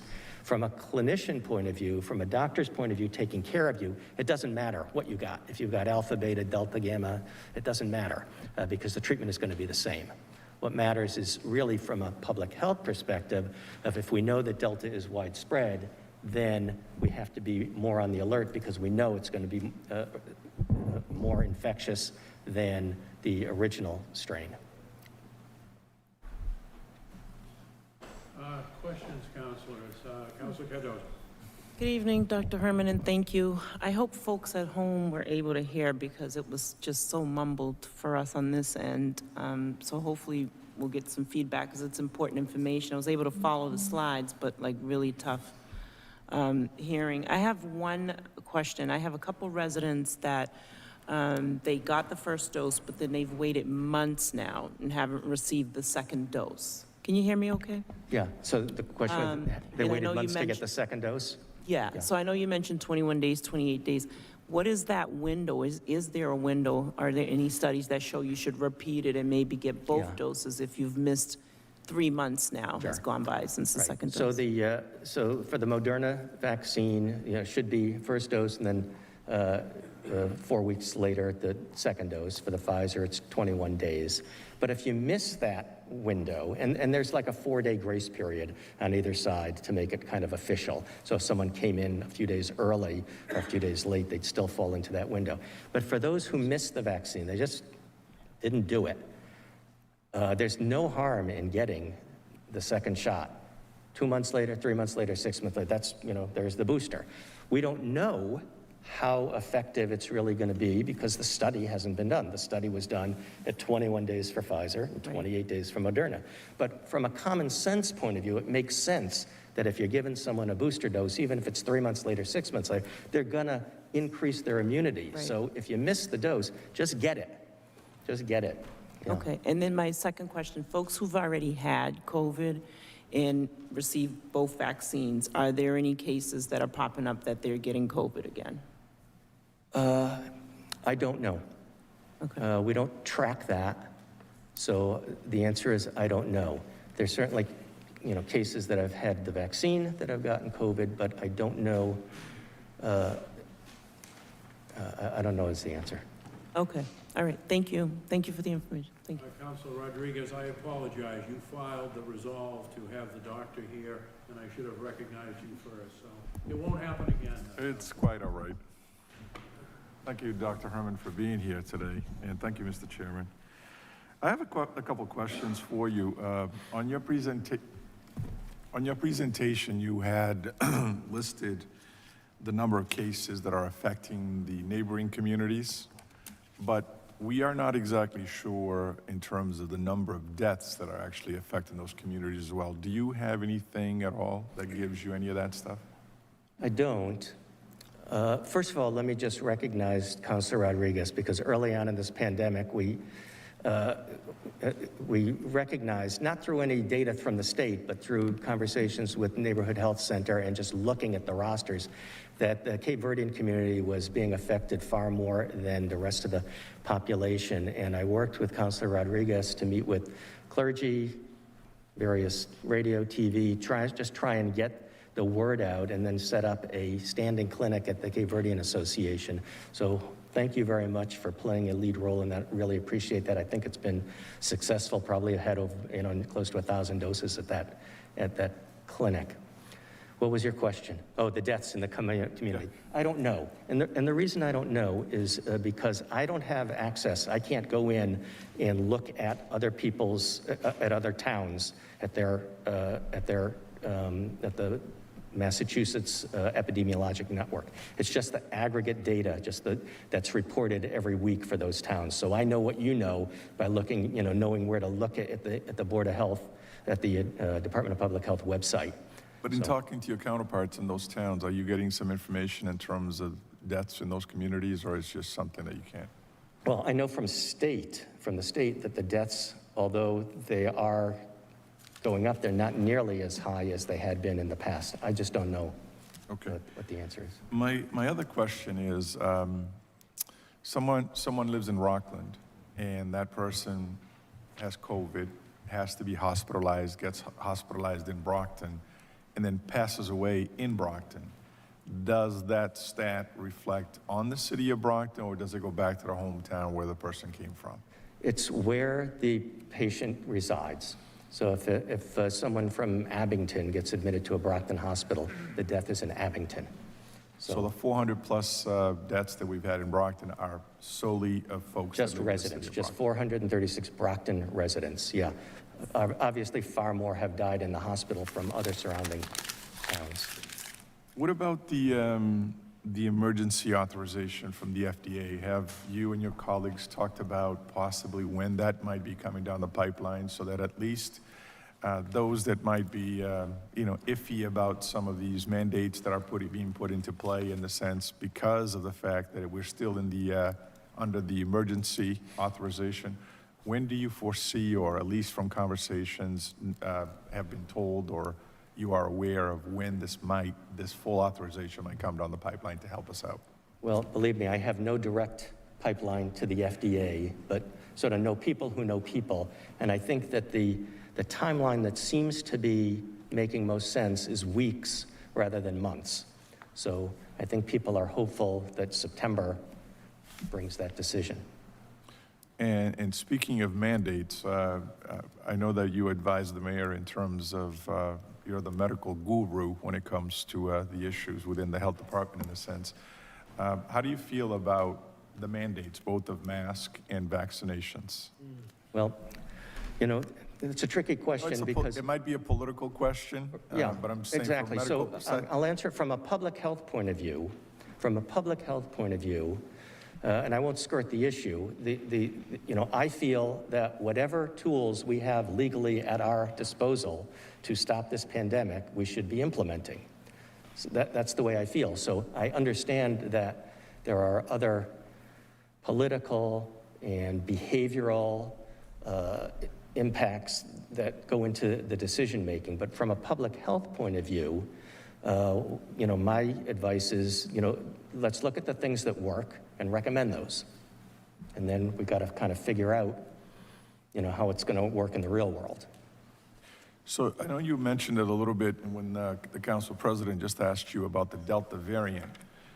Is the vast majority of the cases that we're seeing now in the community the Delta variant, or are you still seeing some of the non-Delta affecting those numbers that you're talking about? So we don't know specifically the makeup because, of the 300 whatever cases we've had so far this month, they're not sequenced, they're not tested. We just know that regionally, this is the proportion of cases that we're seeing. And so we can kind of extrapolate and guess that 90+% of the cases that we're seeing are Delta. Well, thank you, Dr. Herman, and thank you for what you said a little earlier in terms of recognizing those numbers within at least the Cape Verdean community. They were just, up in gazillion land in a sense for us to address it more specifically. But thank you for all that you do at the health department because it has been. Our vaccination clinic started out back in April. We're still going through it, and we're going to go through it as long as we have to in our community. And thank you for your ability to help us out in that particular thing. Thank you, Mr. Chair. Councilor Mendes, did you have your hand up? You have the floor. Yeah, thank you so much for being here tonight. There's really no doubt that the city of Brockton is going above and beyond to reach out to the residents in the city of Brockton, but there's still, just by going out there and talking to people, there's still resistance and irrational, in my point, of people that is still completely opposed in taking the vaccine. And I know that in New York they started, I don't know if it's a mandate, but if people are going to a closed establishment to show their vaccination cards, and essentially that goes back to what Councilor Rodriguez was just asking. At what point do you foresee that we may just take more harsher actions in order to? Yeah, so the amount of resistance and hesitancy is really astounding to me because, and what's really too bad is that there's so much politics that's involved in that. I know that in the door knocking project that we have, people are asked if they are hesitant or resistant or outright refuse, they are asked their reasons. So we have kind of the list, the top 10 lists of, I'm concerned about safety, I just haven't gotten around to it, there's no way, I don't trust the government, whatever the lists are, we have that. As far as sort of the vaccine passports, whether we're going to require something like in France, where you've got to show your proof of vaccination to get into a restaurant, or New York City. We haven't talked about that yet. I don't think we're at that point yet. But, as I said, I think everything has to be on the table just to be able to discuss it. We can't take anything off the table if it's a public health measure and it's legal and it's going to save lives. We have to be aware of it and be able to talk about it. So I don't think we're quite there yet. But I think that once the FDA gives full approval, it makes sense to me that there may be colleges that haven't done it yet, or school systems, or municipalities, or employers that mandate their employees to get vaccinated, because now it has the full approval of the FDA. And just like all the other vaccines that have a full approval of the FDA to go to school, you got to get vaccinated to be in the Army, you got to get vaccinated to travel to a foreign country, you got to get vaccinated, to go to college. So it makes sense to me that that may happen. No, I agree. Thank you so much. Councilor Lally? Thank you, Mr. Chairman. I think that's a very good presentation and extremely informative. But really, I just wanted to move to recommend this favorably. No. Second. No, on the motion, please. Motion to Councilor Thompson. Thank you, Mr. Chair. So, Dr. Herman, thank you for being here tonight. Thank you for the proposal, for your presentation. As always, very informative. I know you touched on it a little bit, and I just want to bear down on the mask mandate issue, specifically for our school children. Now, my 9-year-old is over in elementary school here in Brockton, and she had to wear her mask last year, and to be honest, she didn't like it. She found it uncomfortable, she found it distracting, and she found that it restricted her breathing. So I kind of wanted to come at, you talked about a public policy view, and I just kind of want to come at a risk-reward type of analysis here. Now, when the pandemic first started, the CDC, I believe the UK Health Organization, and the World Health Organization, they all stated that masks were ineffective in preventing, providing protection against respiratory diseases. Now, further studies show, especially a 2015 study showed, that the cloth masks that we are wearing are wholly ineffective. Up to 97% of the particulates still come through the masks. And so I just want to make sure that the mandate is doing exactly what we're seeking for it to do. And I think from further researching this issue, I find that masks also can be counterproductive. Kids grab at them, pull them down so that they can breathe a little easier. I was actually kind of doing my own little eye survey throughout this room, and there are plenty of people going at their mask, kind of pulling it down a little bit. So now they're bringing their hands to their face and their nose, bringing any particulates that may be out there to their face. And so as a risk-reward analysis, we're requiring our children, who the statistics say that COVID is a little risk to them, that we have this huge vaccination effort for our teachers, that we're requiring our children to wear these masks, and can it cause more harm than good when they're at a very minimal risk for catching it?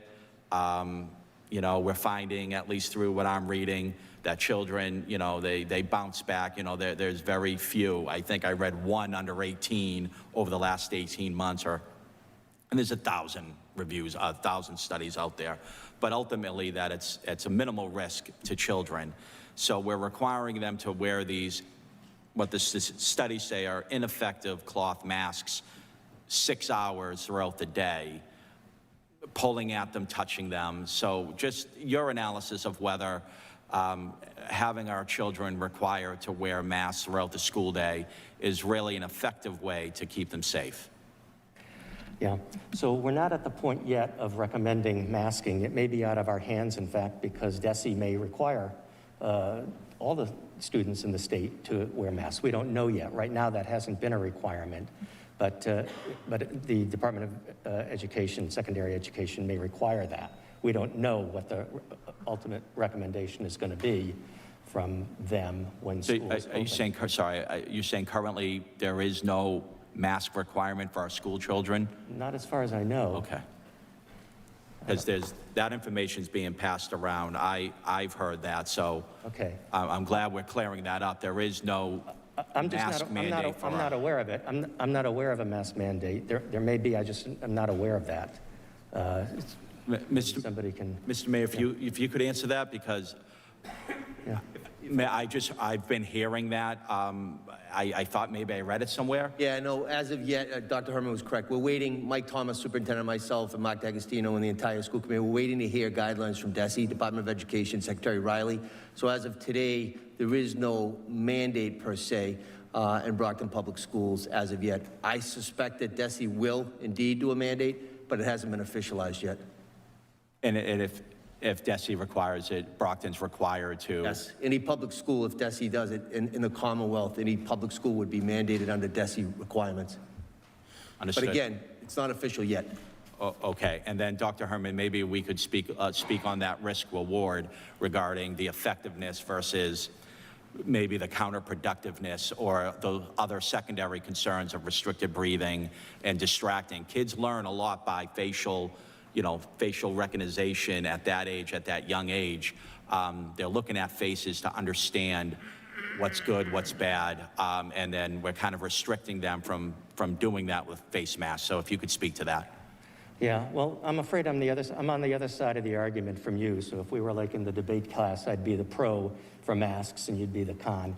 I think that the overwhelming scientific evidence is that a well-designed face mask, so a 3-ply surgical mask, not a piece of cloth, but a 3-ply surgical mask, distancing, ventilation, and a testing program is what you need to safely keep a school open. Obviously, there are downsides, as you have said, but I disagree with you as far as the science is concerned. I think there's overwhelming evidence that masks do work.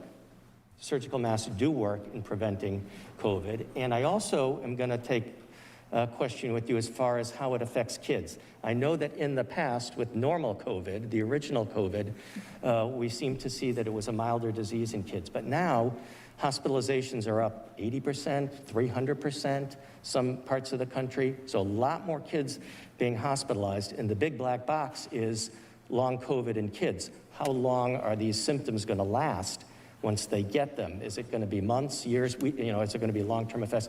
We just don't know. My own feeling is, we don't have a lot of kids sitting in the audience right now speaking up for themselves. But I'm sure that they would say, yeah, it's a pain in the neck to wear the mask. But on the other hand, I don't want to get sick. So I'm counting on you, the adults in the room, to do what it takes to keep me safe. And I think, we have to do that. We have to do what it takes to keep safe. So I'm not saying that we're going to have a mask mandate in the Brockton Public School system, but I think we really have to weigh the science pretty carefully. Okay. And then just lastly, I know that, as we both stated, there are multiple studies regarding the mask, and through my research, I found that there were very limited studies of masks that were with randomized controlled trials.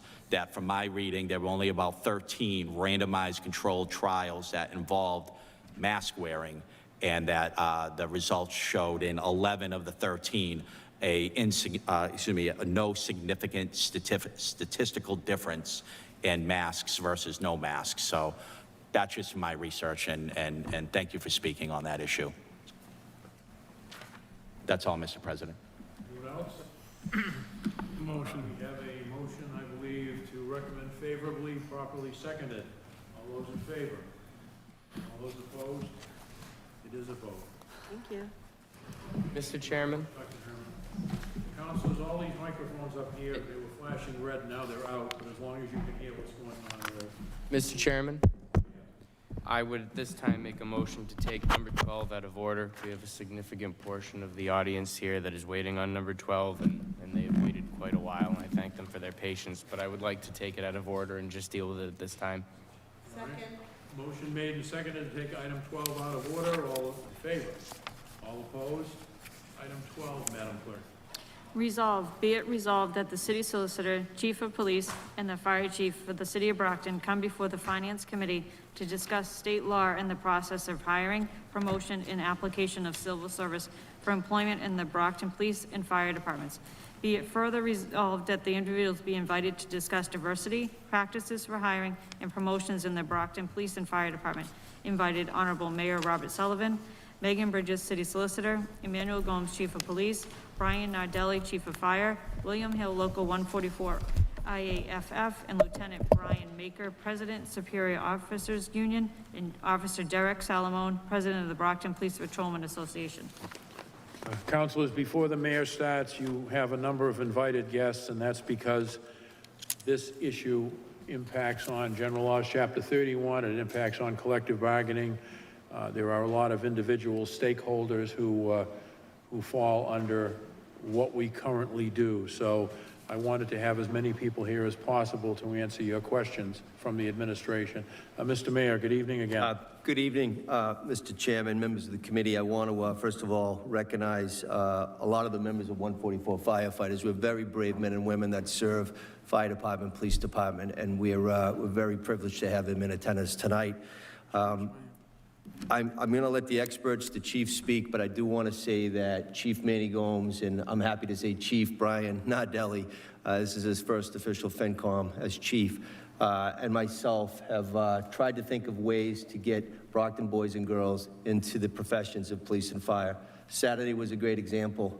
We had at the West Library, the firefighters, the first ever, it was historic, a career fair day, information gathering for residents, men and women in Brockton. We had, even though it was pouring, we had 30 people there.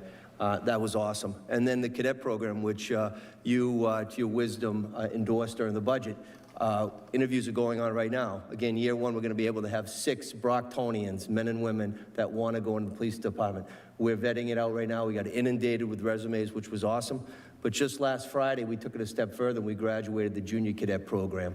And we had 18 Brockton residents that probably, some of them had never gone to a Red Sox game, and some of them had never done CPR training. Some of them have never gone on a state police boat in Boston Harbor. But more importantly, the last day, what they did was they met at the high rise and sat down with our seniors and had a picnic. So again, doing little things is really going to be beneficial to the future of the Brockton Police and Brockton Fire, the city as a whole.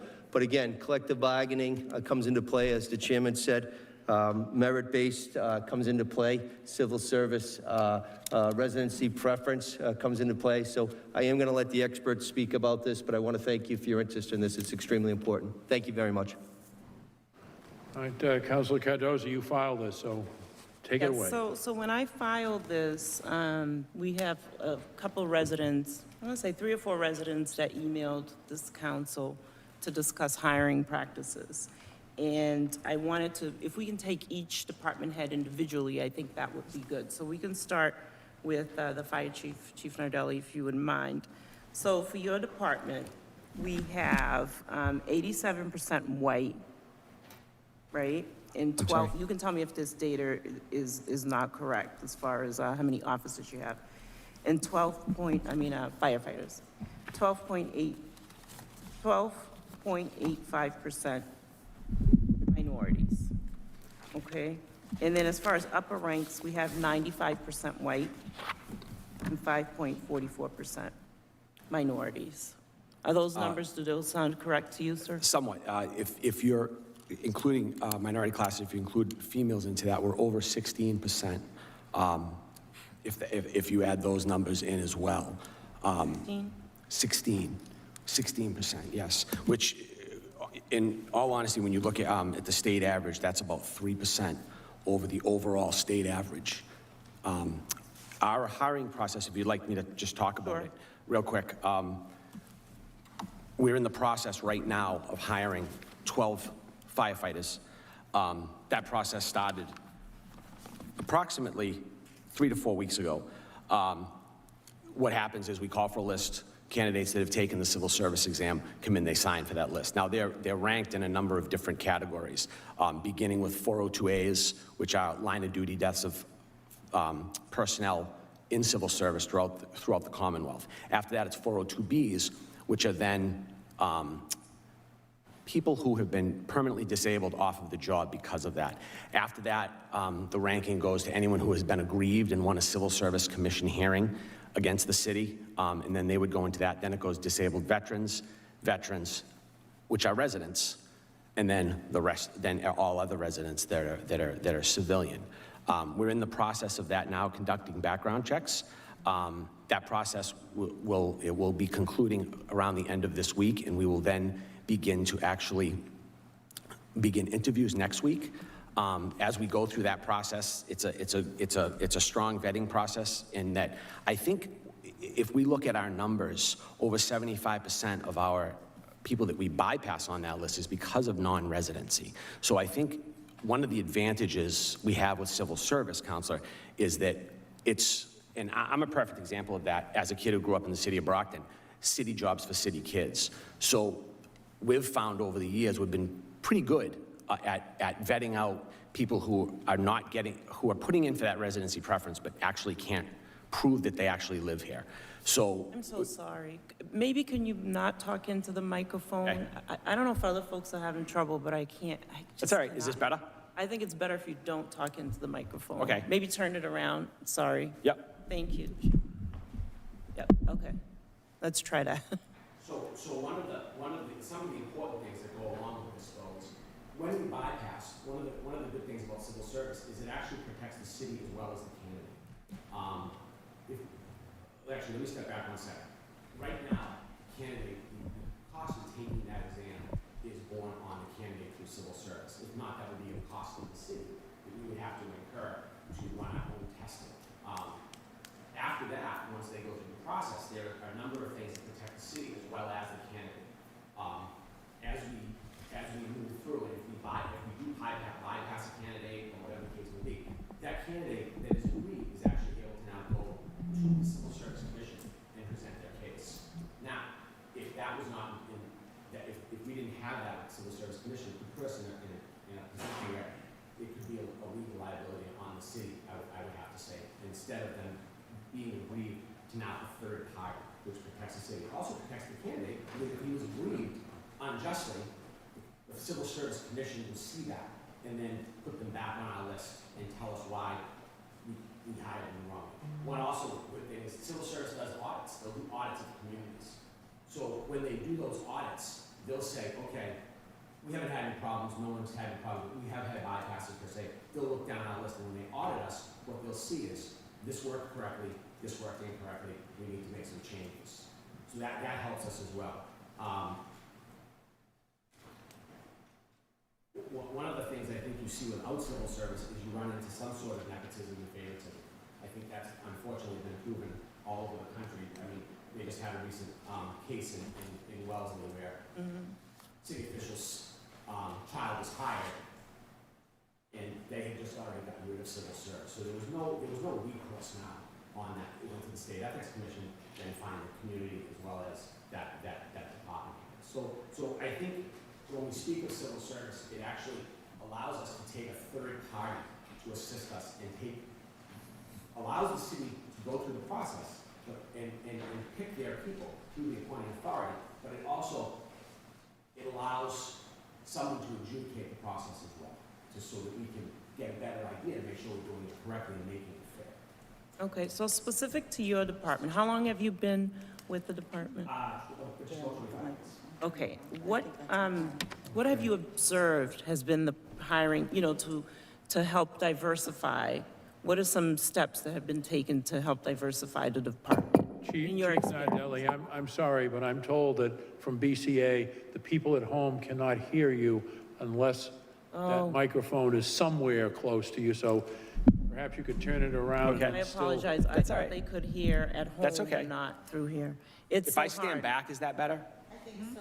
I'm kind of loud, I apologize. They'll let us know. Thank you. Okay, all right. It's just, the echo is Don't hard. talk with my hands.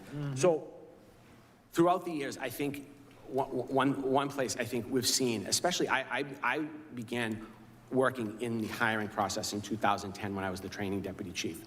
And what we saw is, I think as the city's changed, we've seen a diversity in the department change. I really do believe that. I think a lot of the numbers we're beginning to see were helpful from that point forward.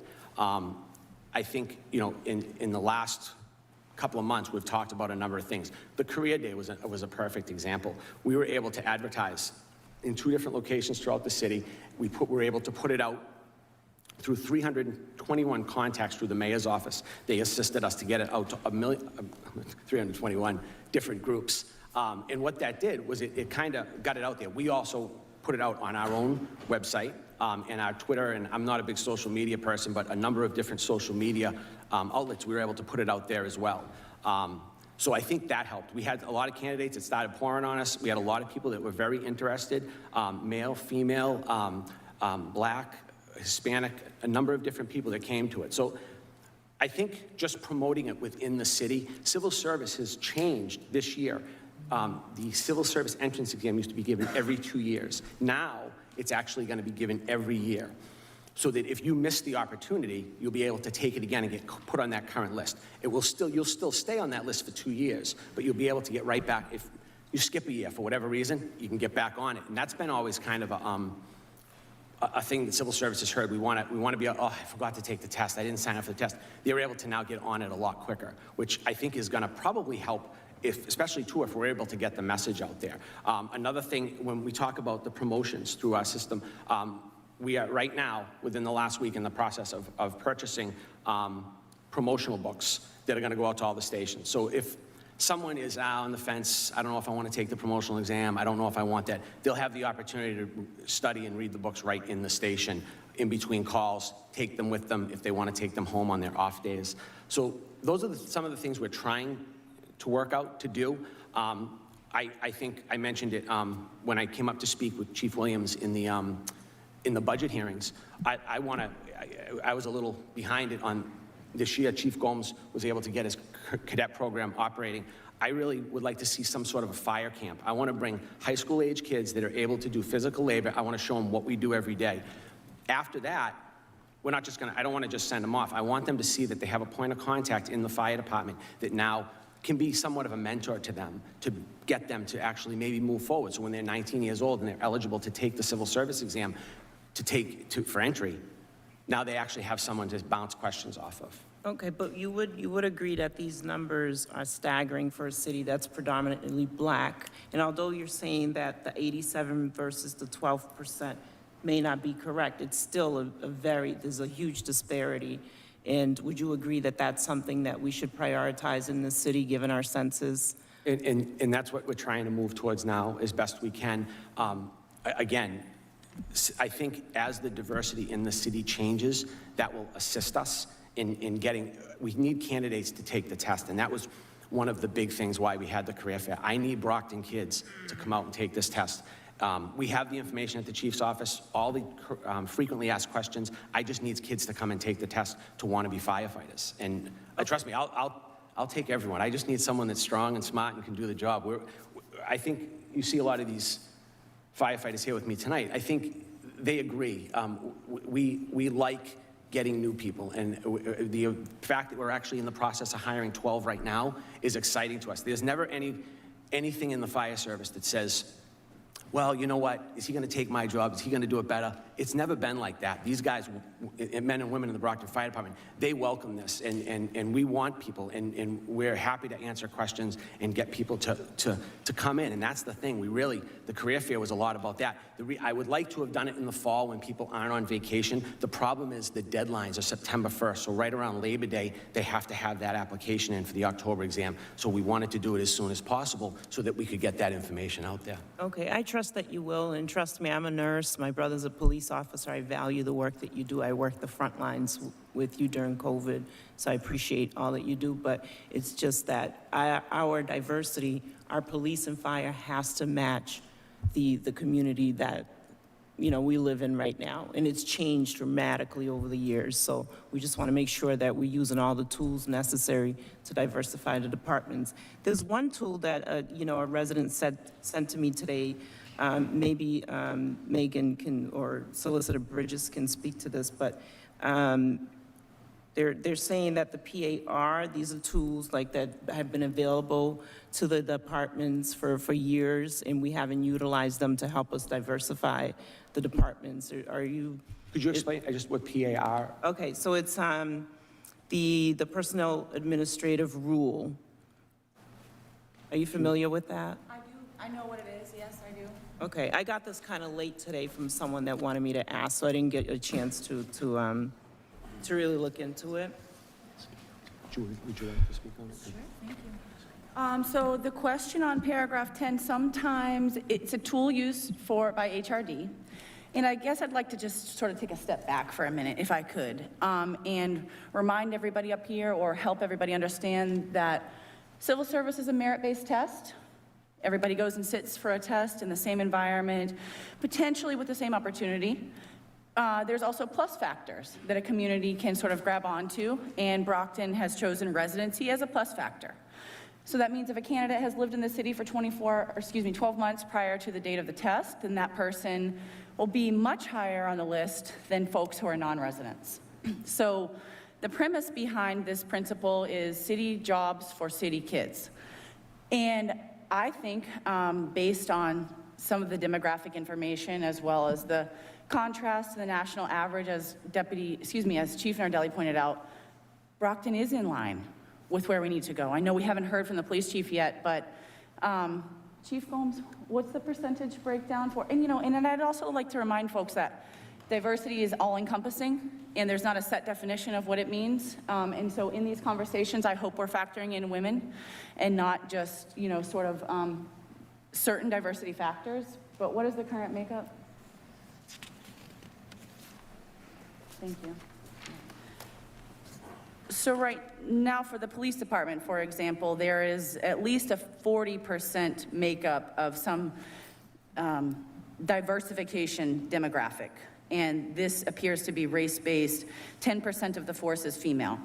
And I offer these statistics because when the list comes out, folks who are residents are higher than those who are non. So the people who want the jobs take the test, and if they live here, then they get a plus factor, and it works. And I've been on both sides of bypass decisions. I've lost some at civil service, and I've won some at civil service. What I can tell you standing right here at this podium, Civil Service Commission has the ability to apply Massachusetts discrimination law. I have never had a case alleging discrimination in hiring at civil service for our public safety officers. And I think that's really important to announce. On the specific question of paragraph 10, there is a misconception of its application. It is not for race-based hiring. In fact, Lawrence was just denied a paragraph 10 reorganization on their list because their ask was specifically race-based.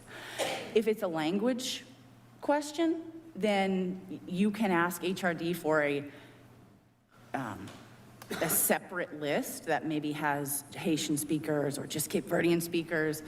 So that is the point of that paragraph. And it has been utilized before by the city, contrary to what appears to be popular belief. We have utilized it so much to the place where HRD told the city, we're going to use rank and order, because that's what the federal court has decided is HRD's authority, how to organize the list, whether by the consent decree, the 3+1 formula, or by the rank and order number. And so on that particular point, and I would just add sort of as a kind of in closing that the civil service system is specifically being looked at by the Post Commission. And, whether it may be modified, studied, how it might be changed, I do not know. But HRD's rules are also being looked at. And what I do know, and that I think that Chief Nardelli highlighted greatly, is that civil service is a free avenue for people who have an option with the hiring practice. Unlike a court where you need to pay a lawyer or maybe you don't have resources for that, this is a benefit for employment that's not available for most sectors of workers, private or public.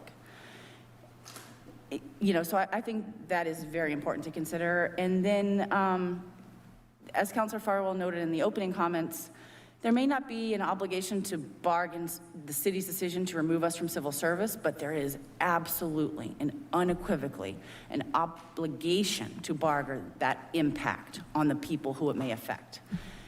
And I just want to, there's a full picture sort of to this process. I'm happy to talk more offline. I'm sure I'm probably boring you with these types of things, but happy to meet and discuss. Yeah, I just wanted to make sure that the chief, was aware of that tool and Yes. that we're utilizing that tool to make sure that we're, moving towards a more diverse department.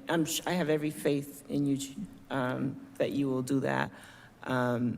It's just that we want to make sure that we're doing the best that we can and that there's communication between what you know about it, like you're the expert, I don't know, this is just information that I'm getting from residents that are concerned, that then you're filtering that information to the department heads so that we're all in sync. We do, and Chief Nardelli, before he took over, we revamped their hiring packet. So because, Corey is another area for discrimination to occur, and so that was sort of the focus on that. And so I think that these issues are all frankly very related. And so we do have a great working relationship, and as the chief mentioned, or actually I don't even know if he got a chance to talk about this yet, but we internally have talked about setting up study groups for folks to potentially take the promotional exam and being maybe mentored by those who are already on the force and doing things like that. Because a lot of it is sort of just personal desires. What does an individual want? Once they're on the force, do they really want to become the boss? I don't know. My dad was a union guy, didn't want to be the boss. But they're trying to create the opportunities for people that want to avail themselves. Thank you. Thank you, Chief. And I just have a quick question for Chief Gomes. And then if anybody else wants to. Yeah, please. If I may, I'd like to pass these out. Sure. How you doing? Thank you.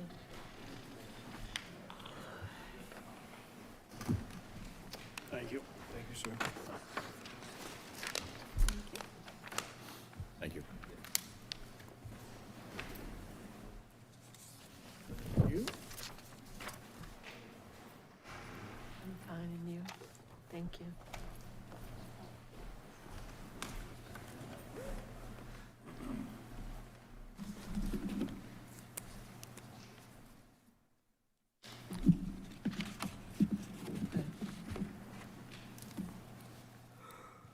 Good evening, Chief. Good evening. So your numbers are more in line with what I have. So 63% of your officers are white and 37 are minorities. You have 40%. Yes. But as far as supervisors, there's a larger disparity there. There's 89%. Yes, overall, the department has come up, that minority number at 40%. It was 37 last year, and we're seeing it come up through the ranks as well. I want to let you know that in the top three, and I mentioned the top three because these are positions that look like they're coming to fruition, that they'll actually be filled, that out of the top three, there was one minority candidate, and out of the top sergeant candidates, 5 of those are minority. Okay. And so what actions are you trying to take, can you just for the public, to make sure that minorities have more access to these senior management positions? Well, the promotional exams are study-based. They're very competitive. I can tell you that it's not uncommon to see someone in the police or fire spend hundreds of hours, if not 1,000 hours, to get promoted. There is a certain amount of dedication and time and money that goes into it. There's a civil service exam that is given, and then the officers are placed in rank. And Brockton historically, without a cause for bypass, has honored the civil service scores and proceeded from there. And now the makeup of the department, as I always explain to people, at least the Brockton Police Department is Brockton High class of one year or another.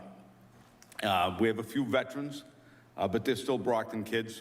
And the ones that aren't Brockton High grads from the 80s to most recently, they're Cardinal Spellman kids, or they're Southeastern kids. So there's a long history of Brockton jobs going to Brockton kids. And I actually, quite frankly, I think the department is changing because our city has changed, and there's a reflection of that. We just put on a class of 11 officers. 8 of those were minorities. Out of the ones that we put on, we have another class.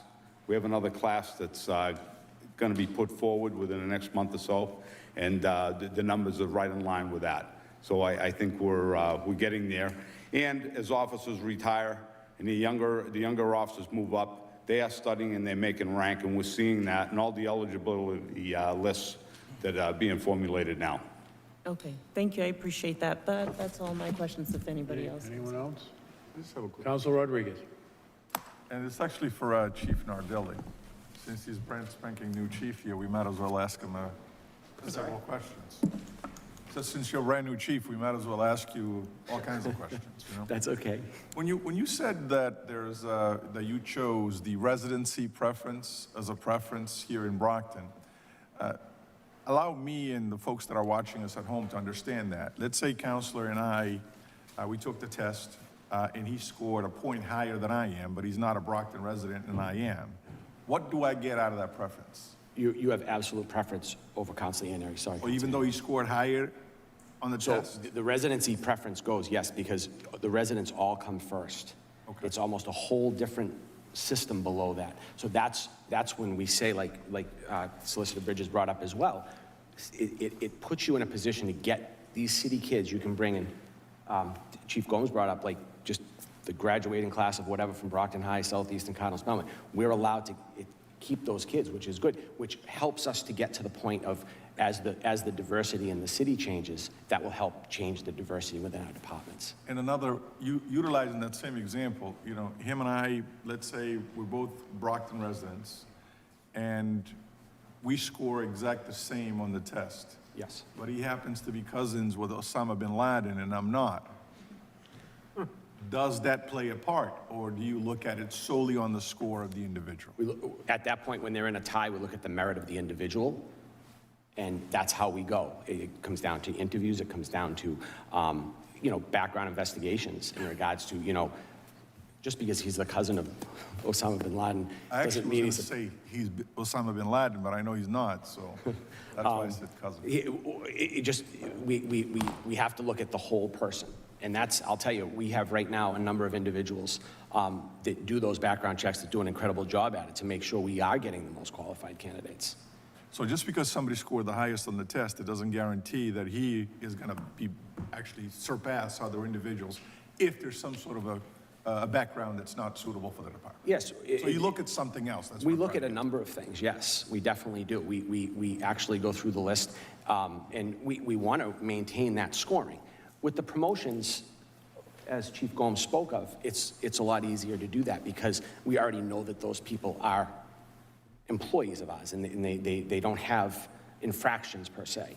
But these outside candidates coming in that are we don't know, that are taking the exam, it could be, you know, they could have infractions. I mean, we bypass people all the time. And like I said earlier to Councilor Cardozo, a lot of it's because they're not truthful with their residency. They try to say they live here because I think we're a good department and we do a good job and they want to be part of us. So we find out those infractions. And a couple of the gentlemen in this room tonight are the ones involved in doing those background investigations. And I personally, in the last few weeks since we called for that list, I've spoken to them directly about this and you know, all right, well, this person has this, this person has that. So we want to make sure that it is merit-based, as Solicitor Bridges said, but we also want to make sure that we're getting the best possible candidates. Again, they're going to be city residents because they're going to be in that top group.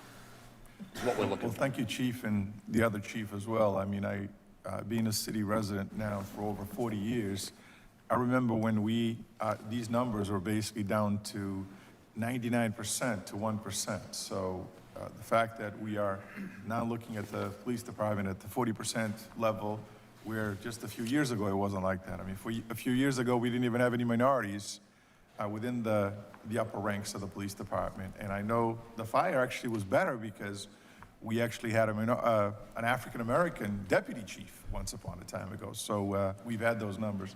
But I'm sure both of you guys will continue to do what you can to make sure that some of the Brockton kids get into the Brockton program. Thank you for all that you do. Thank you, Mr. Chair. Anyone else? I just have a question for Chief Nardelli or Chief Gomes. The residency preference is a double-edged sword, though, however, is it not? You could have a minority candidate in another community with a Bachelor of Science in Fire Science, scores a 97 on the test, but then you have a Brockton resident with absolutely no educational background, scores a 75. That person that scores a 75 is going to go ahead of the much more qualified candidate simply because of where they live. Is that correct? I'll answer that for you, Mr. Chairman. Yes, that could happen. What we see is that it happens rarely because a lot of times we might not even get to that person while we're doing that investigation because we get that list for so many people. So could that happen? Absolutely. It's rare that we see that because we don't get to those people to even see that status. Okay, and the last question, which I think is very important, and I know I was under the civil service system, we still operate on a completely colorblind, merit-based, non-political system. That is correct. Because I think that is so important. It should be strictly based on the attainment, the success of the applicant, and not whether they're friends with the mayor or they know a counselor or where they come from or anything else. And I just want to be assured that that will certainly be the same under the Sullivan administration and yours and Chief Gomes. That's correct, Chairman. That is exactly how we do it, and that bias is, there's no place for that bias of who works for the city and who doesn't. And what they've found is in cities and towns that have gotten rid of civil service, that nepotism bias has actually worked its way back in. So this, again, to Solicitor Bridges' comment earlier about the fact that civil service being that third party and making sure we always play by the rules is very important. Well, your guys certainly earned their money when they grabbed 300 pounds of me off the kitchen floor when I fell recently, so thank you very much. I appreciate it. Anyone else? Move to recommend favorably. Second. Motion made and seconded to recommend favorably. All in favor? All opposed? So voted. Thank you. Thank you. Fire department members, if you have to leave, we understand. Some of you may have to go on duty tomorrow morning. We thank you for being here. We'll just give them a minute, Madam Clerk, and then I'll have you read the next one. I think we go back to, yes.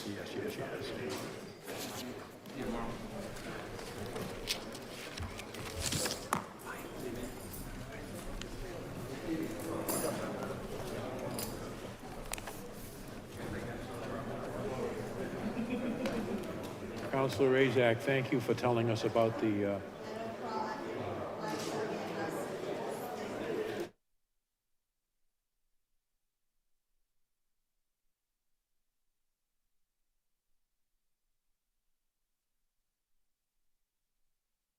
Resolved, be it resolved that the Executive Health Officer of the Board of Health, City Solicitor, Chief of Police, Designee of the License Commission, and Fire Chief for the City of Brockton come before the Finance Committee to discuss code enforcement measures and processes in the city. Invited Dr. Eno Wandesir, Executive Health Officer, Megan Bridges, City Solicitor, Emmanuel Gomes, Chief of Police, and Brian Nardelli, Chief of Fire. All right, Councilor Cardoza, you filed this, so you're first up, and since the License Commission is under the Law Department, I have Solicitor Bridges kind of filling in both roles here, License Commission and Law Department. So you have the floor. Okay, thank you. So code enforcement, another huge issue, super important. A lot of my residents have reached out about code enforcement in the city, so I thought we could have a conversation. It might be best if we split this up. I mean, maybe better with the different departments, so, you know, because we could talk about this for a long time. I've read some articles from back in 2016. We were talking about code enforcement, how the city is not doing a great job about it. So tonight I'd like to, you know, discuss what the process is, who's involved, who issues the notices to homeowners or property owners, what does the paper trail look like? There was at one point, I believe, when Mayor Rodriguez was in office, we received some funding to upgrade our system. So I'd like to find out, did we ever purchase that software? You know, has it been implemented? How is that working? And then just, you know, have a deep conversation about it. So whoever wants to start first, and then maybe we can have follow-up questions will be great, because I know there are so many departments involved in code enforcement.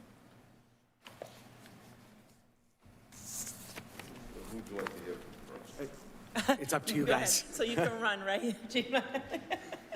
I guess I have no lamb to We'll the have the slaughter, chiefs huh? They go. keep. Yeah. So what I can talk on is our role that we play in code enforcement. I think as a Brockton resident, I think code enforcement is very important. It makes me sleep easy at night as a taxpayer, knowing that people are, you know, watching our backs in a number of different ways. One thing I can tell you right now, and these are some, I've never worked in the Fire Prevention Bureau. That's the one part of the department I haven't worked in, so I have some notes here from Deputy Chief Williams. Each department enforces their codes through Mass General Laws, Chapter 148, and through the city ordinances. Is this too much? I think a little I'll back further. up. I'll hold it. We perform well over 2,000 inspections annually through the Brockton Fire Department ourselves. Now, the official code enforcement, our fire prevention officers are out performing code enforcement every day, whether it be, you know, calling the building department saying that there was an issue with this building permit and they're doing something that they didn't say they were going to do, or they don't have the correct permit, a number of different things like that. So there's constant communication from where we see it with the other city departments. So it's required by code to report violations of those codes. So if our people see that there's an issue with another, even our own apparatus that's out there on a daily basis going on calls, if they see something that just doesn't look right, they'll call fire prevention. Fire prevention may get in touch with the building department at that point to work on that. Weekly quality of life meetings go on. There were a lot of these issues are discussed with the mayor in the mayor's office, fire, police, board of health, DPW, the law office, the mayor's office, animal control, IT redevelopment. A number of different people are involved in that. They do have, as you spoke to, Councilor Cardoza, they have the tracking system. Telemi is its name. It's based out of the mayor's office. It's a work in progress. Sorry, what's the name? Telemi. It's just the software. TOLEMI.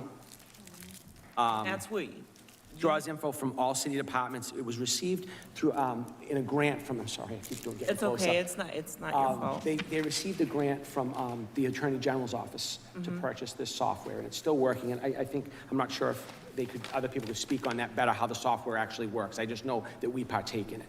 Okay. And do your code enforcement, what does it entail? Do you actually give out violations, written notices, or anything like that? Or are you just reporting it to other departments? So if it's a fire violation, we can ticket them now with different fines. There are a assorted number of fines that we can actually give a ticket to somebody for. On the spot? Yes.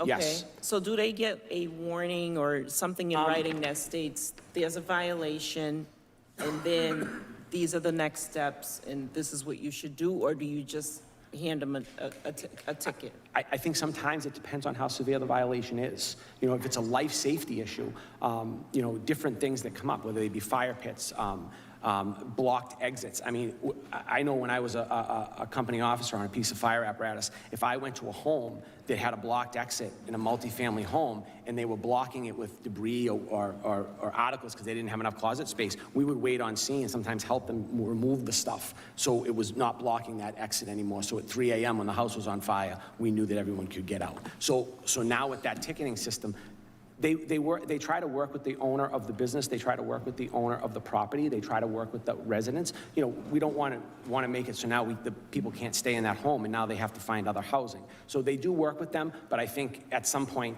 there has to be a line that, you know, now there has to be some financial component that plays a role with that. And I think our fire prevention officers actually have a very good handle on that, and they know where it's a gross violation, where it's been an ongoing problem. You know what I'm saying? So there is some of a verbal warning. So when someone goes to the property would you say that they are just giving a verbal warning? If they're working with them, does that mean they're giving them a verbal? I'm trying to assess if there's a paper trail for code enforcement, because it seems to be just random all over the place, from what I'm hearing and seeing. So once your officer goes to a particular property, are they giving that person a notice, and then is that notice being submitted somewhere to this Tolemi system that you're, like, how does that look? So if it's something that does not involve the fire department, they'll get the other department that it would involved. And I'm not sure, I can't speak to how they're doing it. Okay. But with us, there is a paper trail, there's a receipt of the ticket and everything that they then keep with them. And then that goes to the city, or does it stay within your department? It stays within our department. Okay, and would you say that there should be a better process of, so say you go out and you issue this, then the Board of Health is involved for some reason. How do those departments Well, so I think communicate with each where other? we go with that is the quality of life, and I think with the mayor's help, that's kind of helped. They've talked about a lot of these properties ahead of time. If there are problems, they're talked about after the fact as well, so everybody does stay in the loop on it. Okay, and then with the fines, who's collecting the fines? So they're initially collected through us, if I'm not mistaken, and then it goes to the general fund. It goes where, sorry? It'll end up in the general fund. We don't actually keep the money. No, but so you collect it and then it goes into the city? Yes. Okay.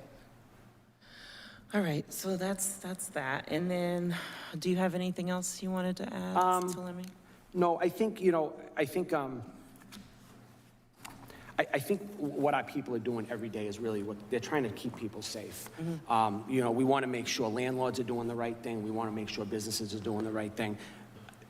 When they're doing their job out there, making sure properties are safe, from a firefighting perspective, that not only keeps the residents safe, but it also keeps our firefighters safe, so they're not put in difficult situations that could get a number of different people injured or killed, unfortunately. Sure. How is the call, how is it initiated? Is it just from officers? It could be when we arrive on a call, we see something, we've had some problems in basements, and we would then call the Fire Prevention Bureau, and then they'd work with the building department to work How out. else do you get those calls? Like, say there's a violation, is there another department that's communicating, They could sending you communicate out? with us. The building department could communicate with us. Building department, So, okay. or whomever, the health department. That's what I'm saying, that whole quality of life meeting and task force plays a major role in this, because they are all discussing this at the same time, and they all have a working relationship. So if our people think that it's a building issue, we'll call the building department. If they think it's a fire prevention issue, they'll call the fire department. All right, thank you, Chief. And I guess Chief Gomes, do you want to go? I didn't invite you because I didn't realize you were part of the whole code enforcement process in general. So, but you can speak to what your department, Yes. your role in it. As you can understand, the police department used to be more proactive with code enforcement. COVID has really kind of shut things down for us. Obviously, a lot of businesses were closed, a lot of restaurants were closed. We use officers with additional duties to be licensed agents to go and check on bars and restaurants, things of that nature. We continue to do code enforcement. A lot of it is calls for service, or people give us information, we go follow up. I have a lieutenant that serves as a central point for all complaints and making sure that there's follow-up, and he actually acts as triage, if you will. We might become aware of a problem, and he will work with other city departments to clarify the problem or to fix it. We do operate right now on a point of compliance. We want compliance. Sometimes with some of these cases, there really isn't any malice. Sometimes there's an ignorance to the law or city ordinances. So we do a lot of different steps where we will warn people, give them an amount of time to correct the problem and come into compliance, and then we do the follow-up from there. Okay, how are your folks, what prompts you to go out? We get calls for service if an officer observes something. A lot of times people call up, for example, neighbors will call on other neighbors that have too many cars in the yard. And as you know, through the city ordinance, you can only have one unoperable vehicle. So we will cite these vehicles, we will monitor back if they haven't been removed in a period of time. We actually send out officers on a regular basis with a list of places to check to see if those cars need to be towed if they haven't been removed. But the lieutenant acts as the the central point, and he also acts as the follow-up point on that. Okay, and then do you report that anywhere? We always enter a call in our police log whenever we go to one of these locations.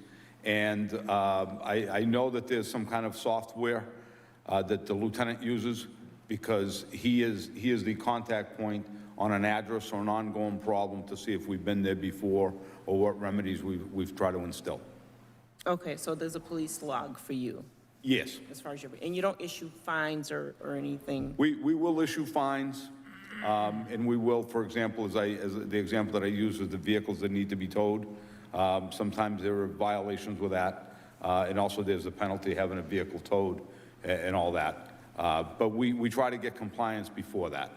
Okay, and your fines, they are collected by your department? We issue, it's it basically What's looks the like a parking ticket, Mm-hmm. and it can be a pay-by-mail. They do have a right to appeal, I believe, to district court on some of those. And then the monies would be collected through the city. Okay. Okay. Thank you, Chief. Thank you. I guess building department or Dr. Mondesir, if you want to talk about your department and how you're involved in code enforcement. Mr. Chairman, Council, thank you for the opportunity to be here with you. With respect to code enforcement and compliance, is it? Maybe take off the mask might help. Okay. It's so hard. As it relates to code enforcement, first of all, there has to be a call. Sometimes the call comes to us through the fire department, or the police department, or building, or any other department that is involved, that may be involved in it. Sometimes it comes directly to the health department because it has to do with something that maybe the person initiating the call, either the tenant, a landlord, or property owner. So it varies how it comes in. Now, once it comes, if it is a situation that involves other departments, generally the departments, there is a person that is in charge of certain jurisdiction. So that person will be on the team going to that site. That's how it works. Usually there is a form, a small form that we collect and we put the complaint on it. Now, if it involves multiple departments, they work jointly or synergistically to find how they're going to address the issue once they arrive and investigate. If it is an issue that involves specifically the health department, it is investigated, assessed, and then if there is correction needed, there is a letter that is sent to the person involved, the parties involved, with a specific timeline, one of which is 5 days to address the issue or the complaint and respond. If that complaint is not satisfied within that timeline, generally the inspector would go back again or give a call to the person, to the party involved, to find out why that was not that complaint wasn't satisfied within time. Sometimes it occurs that the person may need extra time. Good faith, they did all they could, but they could not fix everything within the timeline given. With respect to papers, I'm not sure exactly how the other departments work on that, but I inherit a very heavy department, a department loaded in paper, physical paper, pieces of papers. And at 60 Crescent Street, the building that we share with the school department, we have two particular rooms with physical files. Mm-hmm. And I think about... So you're not using a centralized system either? That system that Chief Nadelli talks about, the system? Ptolemy, is one that we're supposed to work with. But I believe that there was some issue, or there were issues with the software to use with that. And I believe that the IT department, through the chairman or head of department, Santos, is still working to finalize that. However, about a month ago, we had Solicitor Bridges who came over to see our rooms where we keep those files, because some of them must be kept. I mean, since that's the paper that we have. If they were electronic, they could be kept there. But whichever form they exist, they have to be. Some of them have to be kept for 7 years, and some of them have to be kept a little bit longer. And some of them that we have there, they much older than that. Okay. So we're looking at a process where Solicitor Bridges is working with the rest of the city departments to find how we could bring technicians to scan some of those documents so that we have them electronically, and then that way we could be, we would maybe able to shred some of those papers and get rid of them. Not to cut you off, but in the last, like, say, 12 months, if I wanted a report on how many code enforcement violations were issued, and this, I guess, for all the departments, is there something you can readily have access to and be able to provide? We could find that. Probably a good number of them in recent times are filed. Maybe the complaint is electronic, but the paperwork, what transpires beyond that, may not be documented within electronically. So in our system, we do have complaints that come in. When they come in, they go on the computer, but the whole paperwork, stepwise, is not done that way Okay. yet. Thank you, Dr. Mondesir. Thank you. Do we have building department here? No? No one from building?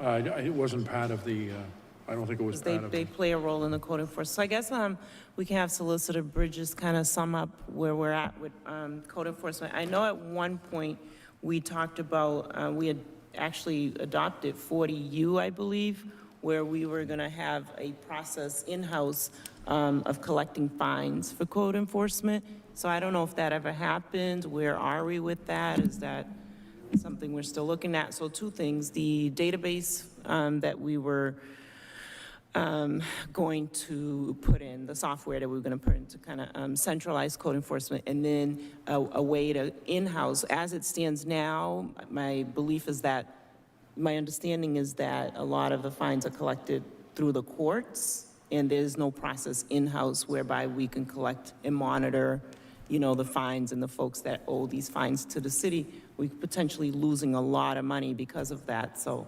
what do you say? 40U is an interesting topic. Starting quickly with the code enforcement aspects, you've heard from most of the department heads who deal with code enforcement matters. The mayor does hold a weekly quality of life meeting, so folks who utilize See-Click-Fix or wish to connect to departments directly that forum is available. It's not a public meeting, but outside of maybe personal issues where, you're mad at your neighbor or they're doing something wrong, like the city has an interest in controlling blight and vacant abandoned housings, and things like this are very important for public safety and quality of life issues in general. So we do meet, or I'm not part of the task force, I shouldn't use collective we, but the task force does meet, and problem properties or issues are divided up amongst the respective departments. There is very good follow-up, and I think the residents keep everybody sort of honest on that subject. When someone's not getting what they want, the item stays on the agenda. The city is beginning the process of utilizing Telemi, which is it's building blocks. It's a software so that anybody will be able to see anything basically that's public record and appropriate in connection to a specific address. And as you can imagine, a city that is as old as we are, it takes time to back up all of the things that have been on paper. So that is occurring, as Dr. Mondesor noted, as well as prospectively. This was off the state contract, so there's certain processes that have to be followed with respect to that. So the money's being utilized for that purpose, the purchasing of the software. On 40U, it's widely misunderstood, to be totally frank with you. We collect fines. For example, the fire department, if your dumpster is too close to your multi-tenant building or too close to your residence, or your commercial enterprise, that's a violation of the fire code. And so my experience with Deputy Chief Williams is that he goes out and talks to people, explains to them why it's a problem, what the deal is, and then gives them an opportunity to move it. And if they don't move it, then I've seen him write a couple tickets on the dumpster issue. 40U is really so that if I'm a homeowner and my tenant has a code issue, the fine gets applied to the parcel. So the responsible party is not always the one that's responsible for the violation. And the city then has to employ a hearing officer to adjudicate these issues, because no, you don't have to go to court, but you still have to have your day in court. So the process, the process began, and then a hearing officer was not filled. And if I'm correct, although I'd have to double check, I don't think the 40U hearing officer money was budgeted for this year. I'd have to double check that. So this was back in 2016. We're in 2021. If we voted on this ordinance and it was adopted, how come we haven't acted on it? Well, I mean, those questions precede me, and I don't necessarily have an answer for you on them other than, I mean, I explained the process to you, and I'm not necessarily sure what the benefit is to the city or the residents over the process. It has been implemented. We have the ticket books. They are utilized when appropriate. And the mechanisms still exist to appeal the ticket in court. It's just a parallel track that frankly is more expensive for the city. Well, in the courts, these things get backed up. So we are and maybe the mayor can speak to this if it's something that he thinks that we should. We have a lot of abandoned properties, and no one knows like how much money we're losing by not collecting these fines. So in the courts, this can all get backed up, but if we had a process in-house to address it, then we were more likely to collect. The only thing that's addressed in-house is the appeal. Sorry? The only thing that's addressed in-house is the appeal. No, but according to, from my understanding of 40U, it was a process where folks would come in and they would have their day in court, just like you stated, as opposed to going to the courthouse, which would make it more likely for us to have a paper trail, you know, have some follow-up if we had a hearing officer that their specific job was to monitor these fines. So one example, we do utilize it in a fashion. We have vacant and abandoned housing fees that are attached to certain parcels that are dilapidated and not kept up. And when folks get that charge on their bill and they want to contest it, we do have a hearing inside City Hall. Doesn't force anybody to go to court. Traffic tickets, whether by the, when they're issued by the parking control officers, their ticket happens inside here. And so on the code enforcement, you know, the subject matter is just so broad that some of the details get lost, but the Board of Health folks try to work with people. They go out, they do an inspection, they give you an opportunity to correct the nuisance or abate the issue, whatever it may be. There's paperwork on that. They send folks letters, they have to send them letters. And then they go back out at whatever determined intervals they have to see if the violation was corrected. If it's not, then they take further action. Who handles code enforcement in the law department? It's not necessarily just a legal issue. Attorney Donegan attends the weekly quality of life meetings. So there's not a person that we can say is just experienced and well-versed and can kind of bring all of this together. As you can see, it's a very complex system, and we don't have it centralized yet. So you would think there would be someone in the law department that would handle all of these issues and kind of be able to tie it all in so that we're collecting the fees and we're making sure that we're capturing the data, you know, the information that we need. Yeah, and I mean, I respect the observation. Tony Donegan we're all very versed in the subject matter, and I think it's sort of the misunderstanding is that these issues don't always get to the law department, because they should frankly be handled within the departments with which handle the violations or the fines. They oftentimes do not become legal issues because they're normally not legal issues.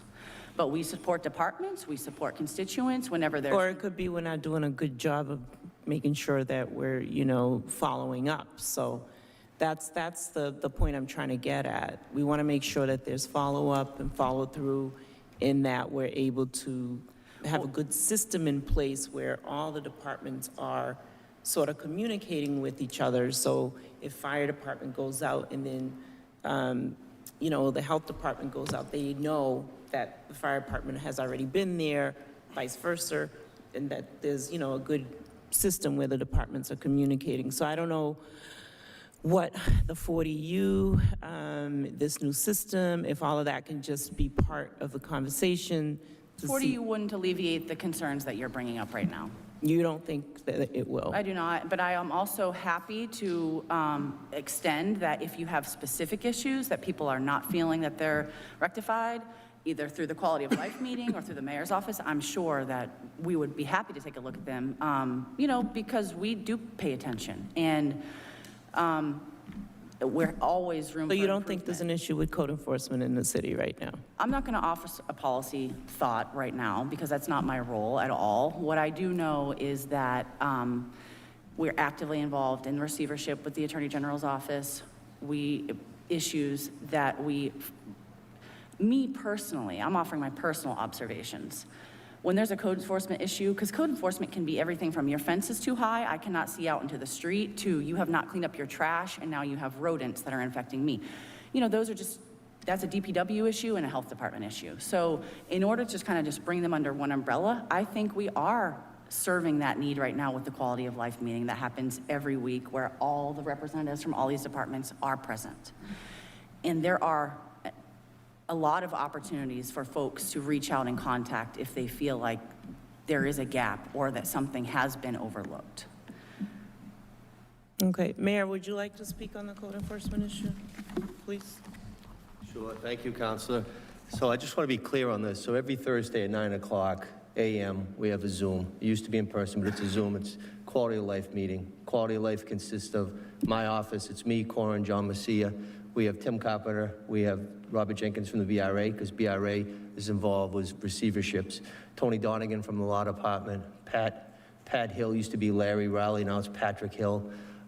We also have Jim Doucette from the Board of Health. We have Lieutenant Will Schliemann from the police. And we have, Deputy Chief Williams, and Brady Winston from my office as well. So to answer the question about the law department, Tony Donegan is on that every week. He is the liaison to the AG's office, the Attorney General's office, relative to the receivership programs here in the city of Brockton.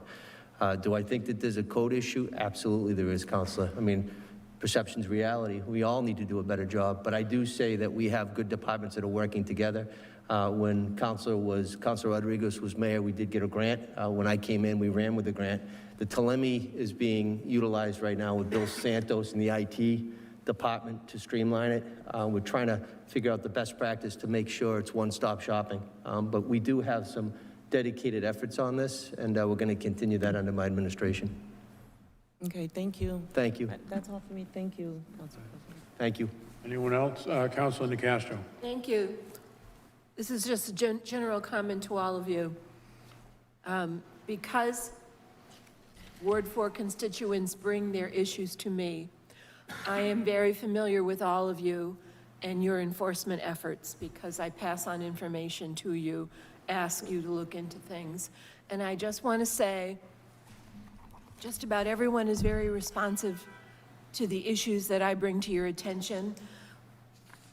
Consistent, even-handed code enforcement will definitely enhance the quality of our lives in Brockton. I feel COVID greatly impacted us in a negative way as to advancing the ball on code enforcement, on reorganizing and looking at things and having the ability to consistently enforce our codes. But I do think we are going to do better. We have to do better. I'm getting impatient that we not improve. I believe that we will. Ptolemy will help quite a bit, and I can't wait to get my own access to it. But I just want to say thank you to all of you for the efforts that you've made, especially during COVID with all the limitations that it imposed. Thank you. You make a difference in the lives of many people in Ward 4. Thank you. Thank you, Mr. Chair. Mr. Mayor, just one thing from the chair. I hope you think about an inspectional services department. You and I have talked about that, absolutely. You and I have talked about that, Yep. and I think all of the counselors here have mentioned some valid things. The other thing I will tell you is, if you're depending upon See-Click Fix for me to buy a beer for you someday, you can forget it. I don't like See-Click Fix. I think there are too many things that are being rooted in the wrong place. They're being cleared before they're fully resolved, and I think there does have to be a live human being cataloging all of these issues and then making sure that we follow up and repair equipment or clean an area or something. And COVID has interrupted everything. I mean, you came in January. By March of 2020, we're in complete disarray because of the pandemic with businesses closed. But I agree with Councilor Nicastro, Councilor Cardozo, and others. There's only one way to go, and that's up, Absolutely. as far as code enforcement. So, Well, one thing the Mr. President and I have talked about, and I hope the council will support it when I bring it before you, is it used to be here that Jim Plouffe, in his capacity as the building commissioner, he was in essence, the supervisor for the custodians here at City Hall. Custodians over at the library did not report to him. It was crazy. So now all the custodians that work for the city at the library and the city fall under his realm. I've asked Mr. Plouffe if he would be ready, willing, and able to do the same thing relative to inspectional services. To have the inspectors right now that are at Dr. Montesur's.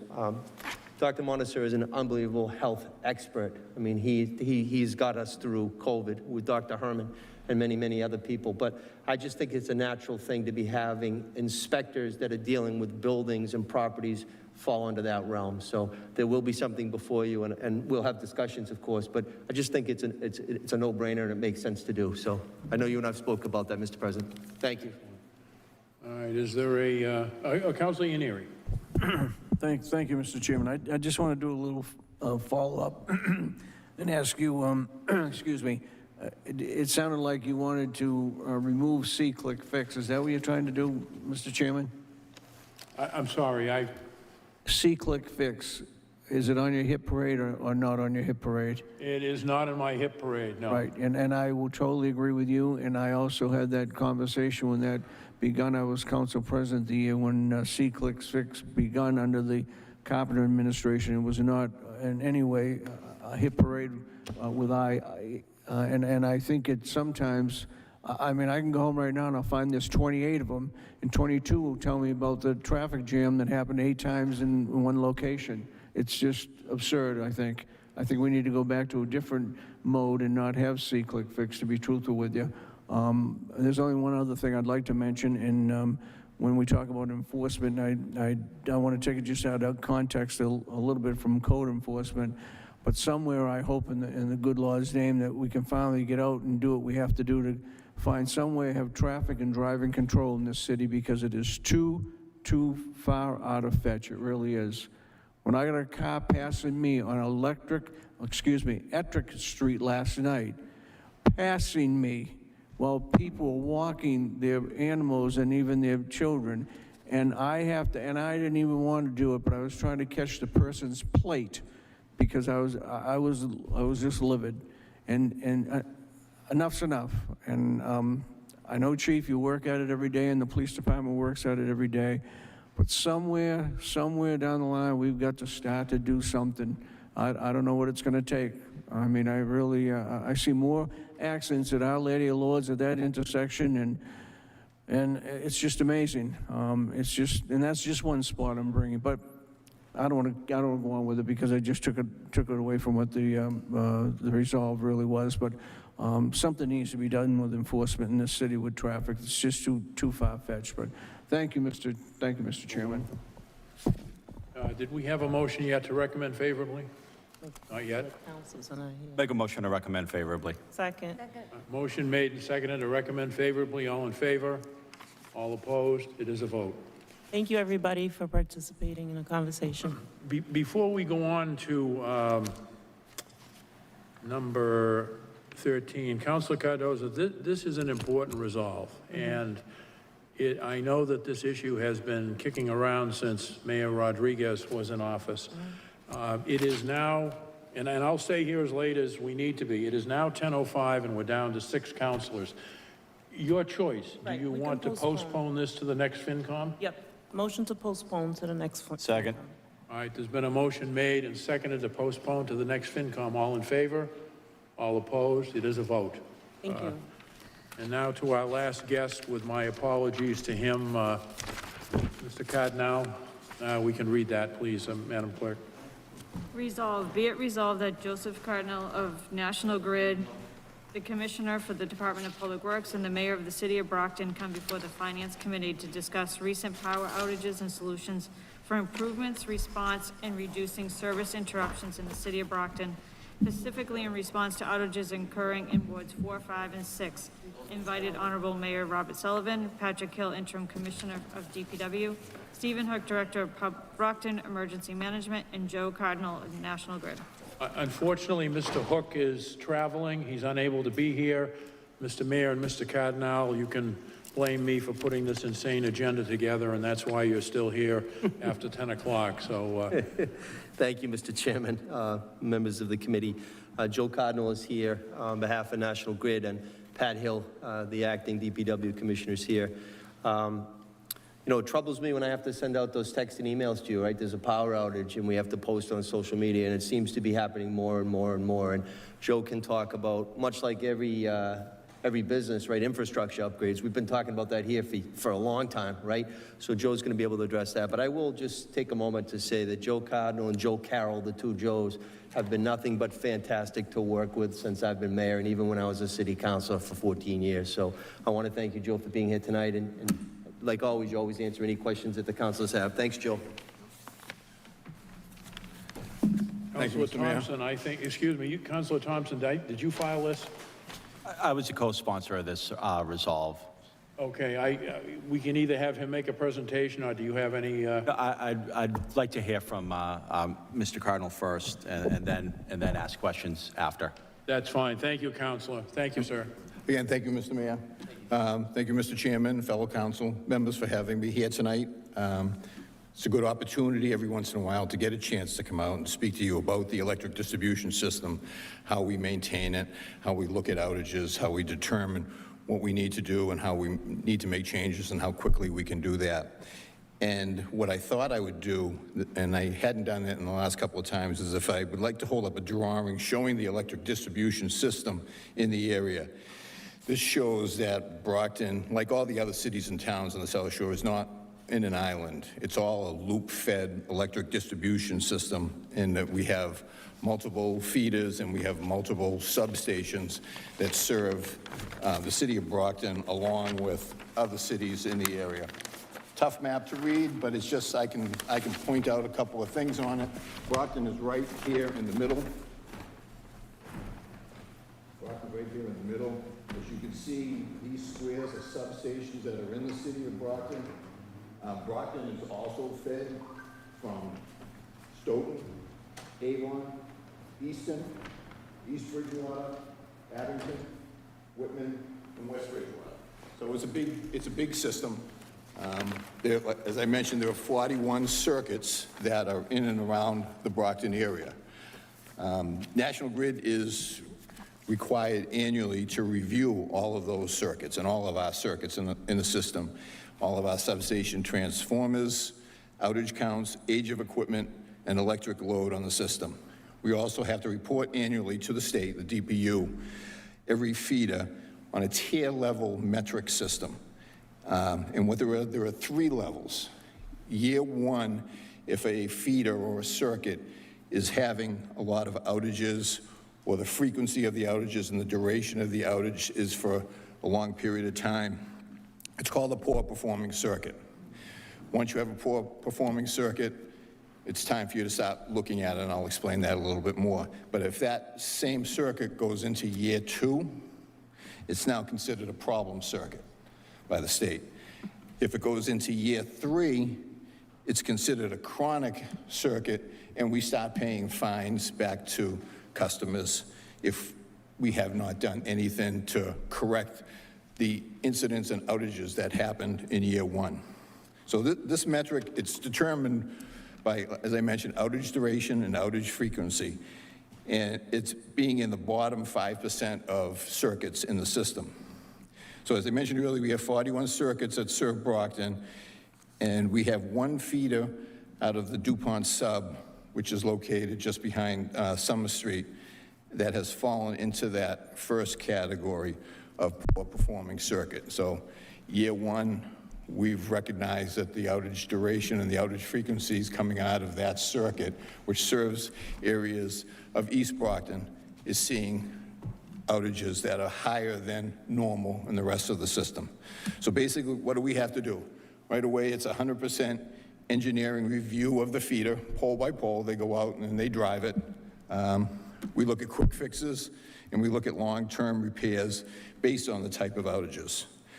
Some of the short-term fixes that are ongoing in the city right now, tree trimming. We've got 77 miles of tree trimming going on in Brockton this year, and a lot of it is focused on the east side. Typically what we do is all of our primary wire, we trim 6 feet on either side, 10 feet above, and 10 feet below, just to try to clear the branches away from our equipment. We also, while we're doing that trimming, we're also looking at any trees that might look like they could be in tough shape. And if we get the okay from the resident, or if we can get the okay from the city, which never seems to be a problem, we'll take that tree down. And I also need to explain that any trimming that we do, we have to get the okay from the resident if the tree is in the resident's yard and it's overhanging the street. And if they say no, we won't continue, we won't touch their tree. Animal guards. A lot of animal guard protection, and when I go through a list of what some of the outages are, you'll understand why. We've been really focusing on animal guards on top of our transformers. That's where the bushing is, and the wire that comes off of the three-phase, the wire is sort of exposed there as it curls around the top of the transformer. Squirrels get on top of the transformer, and unfortunately, as soon as they do that, they're gone, and the transformer and the fuse are gone. So we've been really adding as many squirrel guards as we can throughout the system. Fusing repairs, as everybody has in their house. We have fuses out at every transformer and almost every street. A lot of times those pop, they're overloaded, animal gets across them. So we've been doing a lot of changing out fuses, upgrading them to make sure that the amperage on the fuses is enough for the increased load out in the system. Switching points. As you can see by the map, where we have these substations and we have these feeders all over the city and cities around and towns around Brockton, we've added switching points as wherever we could possibly put them. If you have, I'll take for an instance, if you have a tree come down on Montello Street and it takes down 2 poles, so that's going to knock that whole feeder out. So 3,000 people could be out for the duration of the repairs. That could be 4 to 6 hour job to repair that. So what we do is we look at switching. We'll grab a feeder from the Avon substation and we'll bring it down as far as we can to where the damage occurred, and then we'll come from the other end as far up as we can, get those customers energized, and then make the repairs after that. So that minimizes the outage for a lot of customers.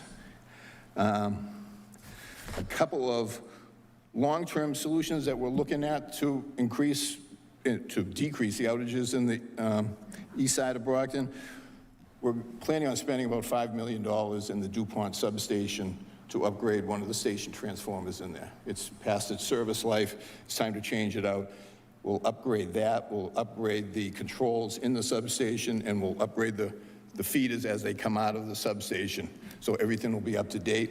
We'll have better switching controls, and we'll have better controls at our dispatch center. where we can actually monitor when a feeder goes out or when there's trouble on it. So we can actually do switching manually. We don't automatically, I'm sorry. We also found quite a large section on North Quincy Street that has frayed wire. And what we have there is spacer cable that sits like this. The 4 wires sit close together. And usually that's very good wire because a tree branch might hit it and bounce off because it's strong. But what we found out, of about 30 sections of it, it's starting to fray. So anything that's touching it now is causing it to cause an outage in that area. So I've noticed that a lot of the outages that we've seen recently have been coming from North Quincy Street. So once we make these repairs, hopefully we'll start that work later in this fall season. We're just wrapping up the engineering on it.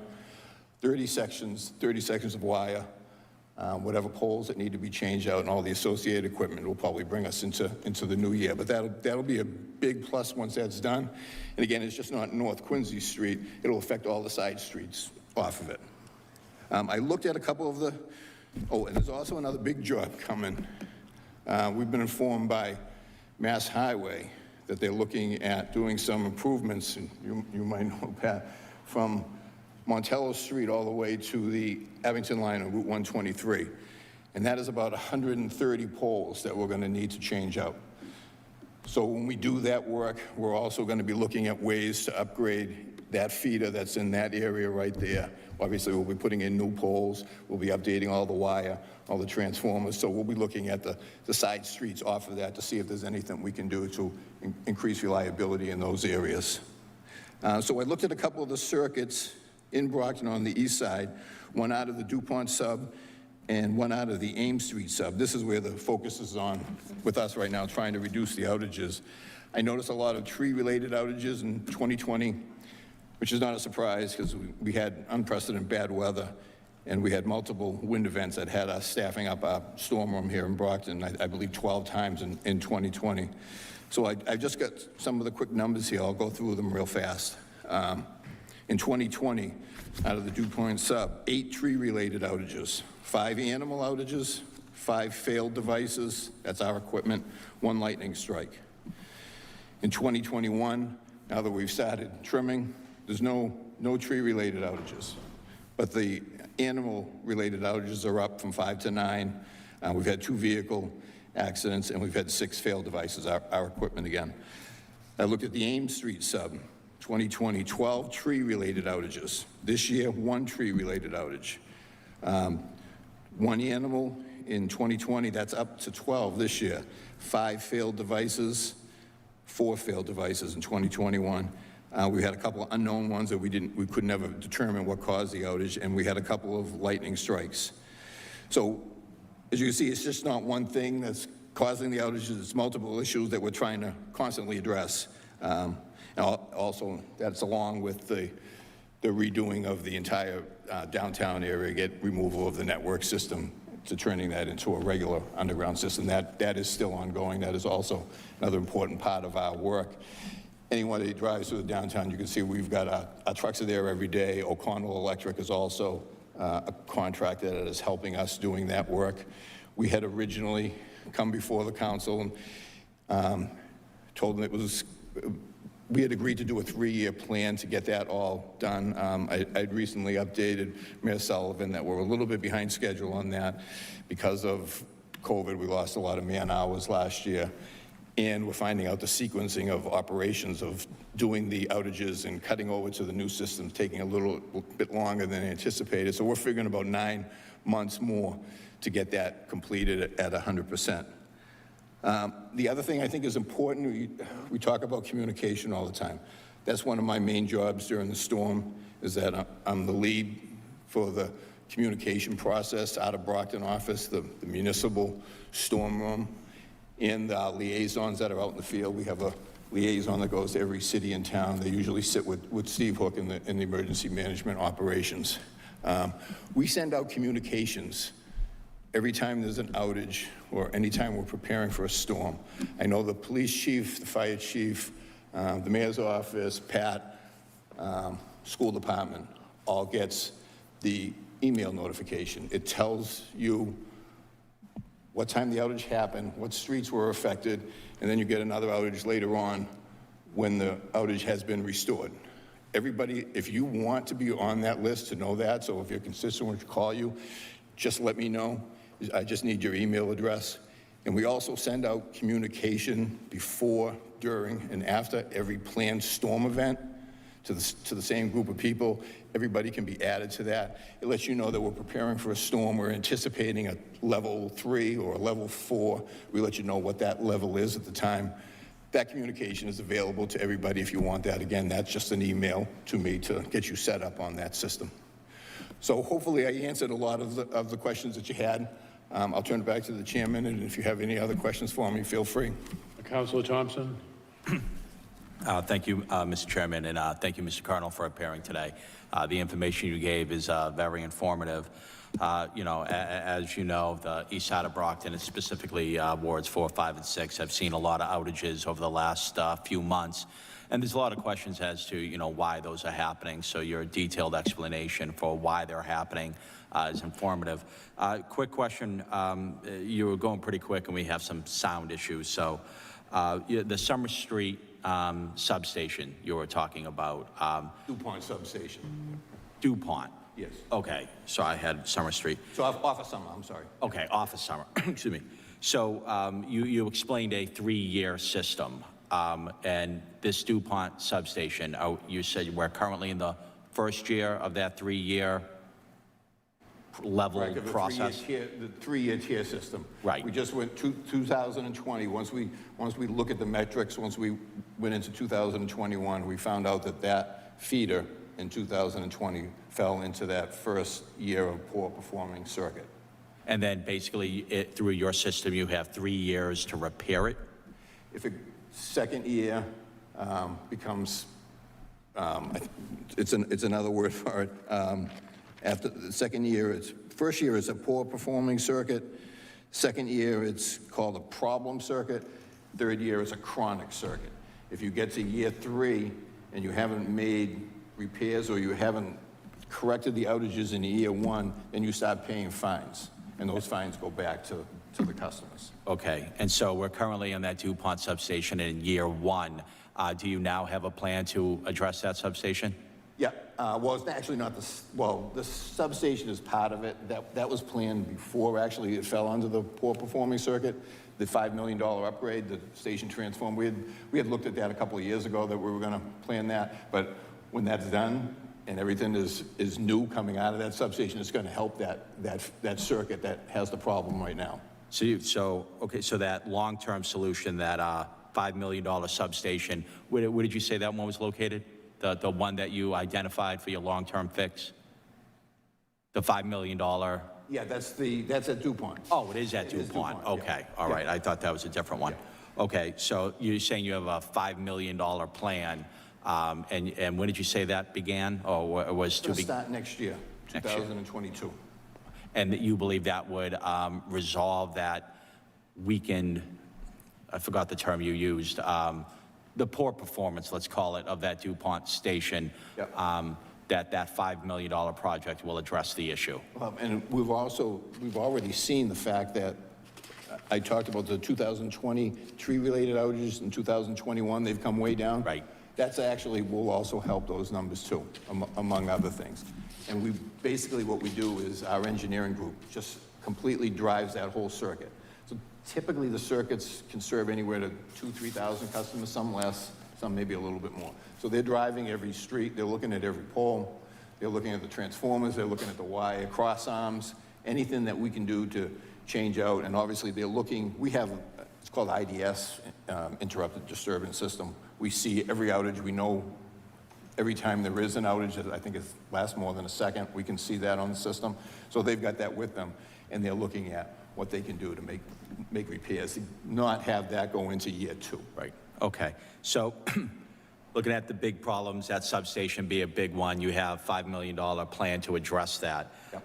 And then the tree trimming, you said that 2020, there were multiple tree-related incidences. You guys went out, trimmed trees. Now, 2021, you said there was only one. It's come way down in 2021. for that feeder. It went from 8 tree-related outages to 0 in 2021 so far. Okay, so now you said that you believe on the east side of Brockton, there's much more work to do on the tree trimming side.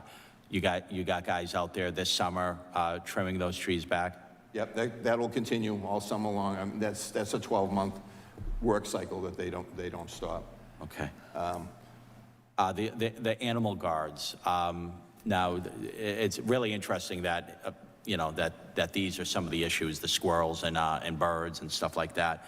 So you also have implemented a plan to put on more animal guards on these wires to protect it against the squirrels and. Yeah, the wire itself usually isn't a problem, because most of the wire is insulated, so they can walk on it, birds can sit on it. Even if it's insulated, you can touch the two of them, but it's what happens when that wire goes to come down to the top of the transformer, and there's a bushing there. Okay. And the wire becomes bare there, where it sort of wraps around the bushing, and that's what we're trying to protect. So you'll see a lot of them out there right now. You'll see almost like a cap on the top of the transformer. Okay. And that's the animal guard, trying to keep them from touching that wire, that exposed wire right there. You're saying that the east side of Brockton requires a few more of those animal guards to be put up? Yeah, we continue with them. They get knocked down because of storms. Sometimes they'll change out the transformer. If it's the middle of the night, they'll forget to put it back on. We got to go back out there and put it back on. So it's a constant upgrade of those. Seems like some of the ones that we're putting aren't working. They're still getting in there. Sometimes it's hard to figure out how they're doing it, but they do. Right. Unfortunately. Smart animals, those squirrels. So I want to talk about the 130 pole change out. So you said that's from Montello Street to basically, down Center Street, 123 to the Abington line. Yep. When's that project to begin? I don't know. We've just been informed by Mass Highway. Okay. They sent us a copy of the plan saying that this is coming. I don't know if you have better information on that, Pat? To be honest with you, I don't have better information. I know that the state was out last week and the week before with drones doing some survey work. If I had to guess, it's probably at the 25% stage right now. We typically would not be involved until it progressed a little further. Sorry, Pat, I'm just having a little trouble. You said, what was the time frame you said? I didn't. It's hard to put a time frame on it. It's probably at the 25% design stage right now. So they're still designing the project, which is, that's why National Grid's the involved. design stage, okay, understood. But hopefully that'll be something they get to after the design and everything. Generally 2-3 years before you see something come out of Mass DOT. Wow, okay, 3 years, okay, understood. What about the 30 sections of frayed wire that you identified? Is that something that is going to be worked on soon? Yeah, we're hoping to get out there in the fall timeframe on that. Because again, we've seen a lot of outages come from that area of North Quincy Street. And when I was looking over the numbers, I was a little surprised that there were that many of them there. So again, it's spacer cable that's starting to fray. The insulation is starting to fray on it. So anything that goes near it. So, I talk about, okay, the squirrel can walk on it. If he walks on that, right, or a bird hits that open spot where there's no insulation, it causes an outage. Okay. Tree hits it, tree branch comes down, hits it. It's not going to just fall off, it's going to cause an outage. So we determined that we need to change out that wire for the 30 sections, 30 pole sections in that area. That affects, North Quincy Street, all the side street. I think it actually goes into Holbrook, and I actually think it goes down towards Abington. So it covers a wide area, so it'll reduce a lot of outages once it's complete.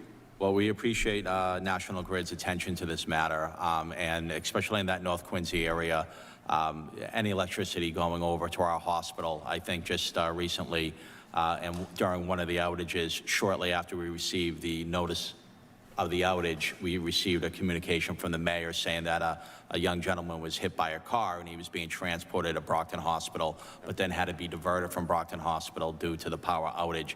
Now, I know Brockton Hospital has generators and everything like that, but it was a precautionary move to divert him to another hospital. So the electricity and it powering our hospitals and our residences is of the utmost importance. We have no electricity.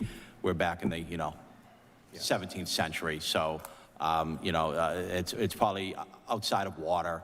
It is probably the most vital infrastructure that the city provides to our residents. So I again want to appreciate your time and effort to come before us today, and those planned infrastructure improvements over the next year, 2 years, that will hopefully reduce the outages in Brockton. Thank you, Mr. Cardinal. Thank you, Mr. Chairman.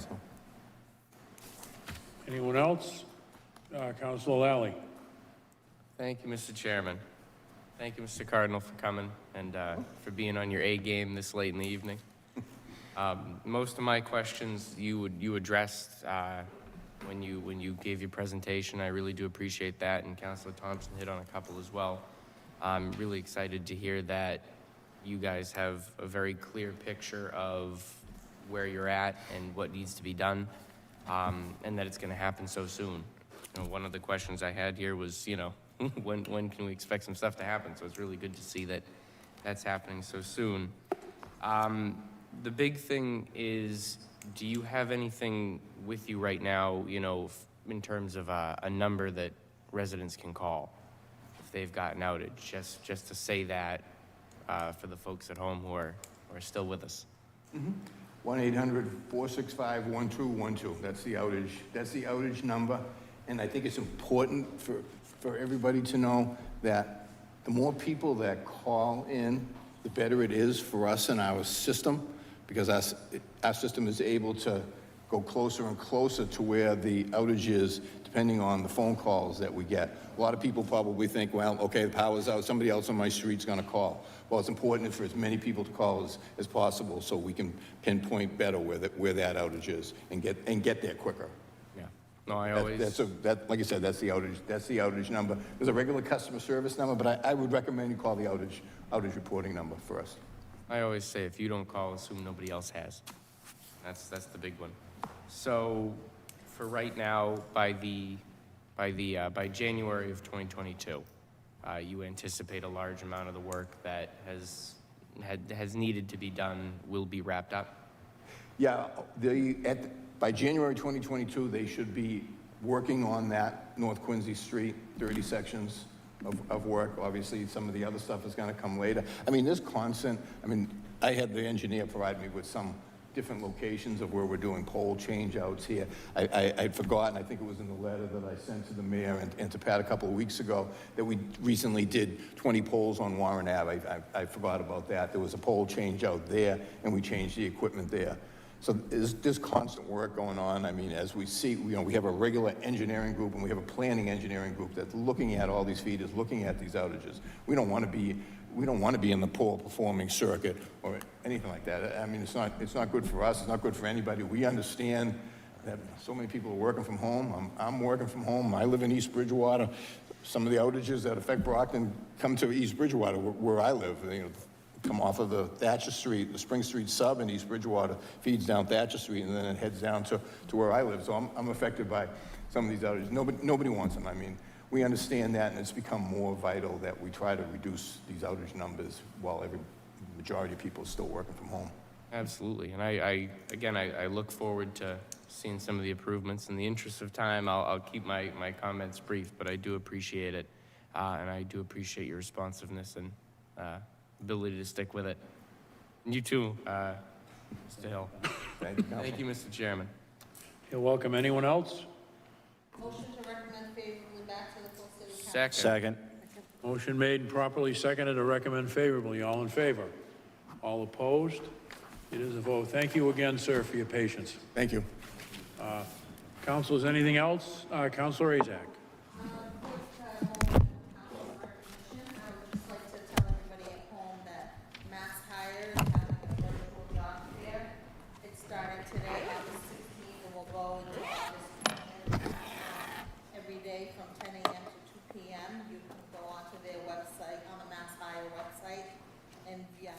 They have different categories that you can view or apply for different jobs. So please, if you're interested, visit the Mass Hire website or contact Mass Hire Career Section. Thank you. Thank you. Anyone else? If not, council meeting next Monday. I will make sure we work on the audio. Thank you, everyone, for your patience this evening. We are adjourned.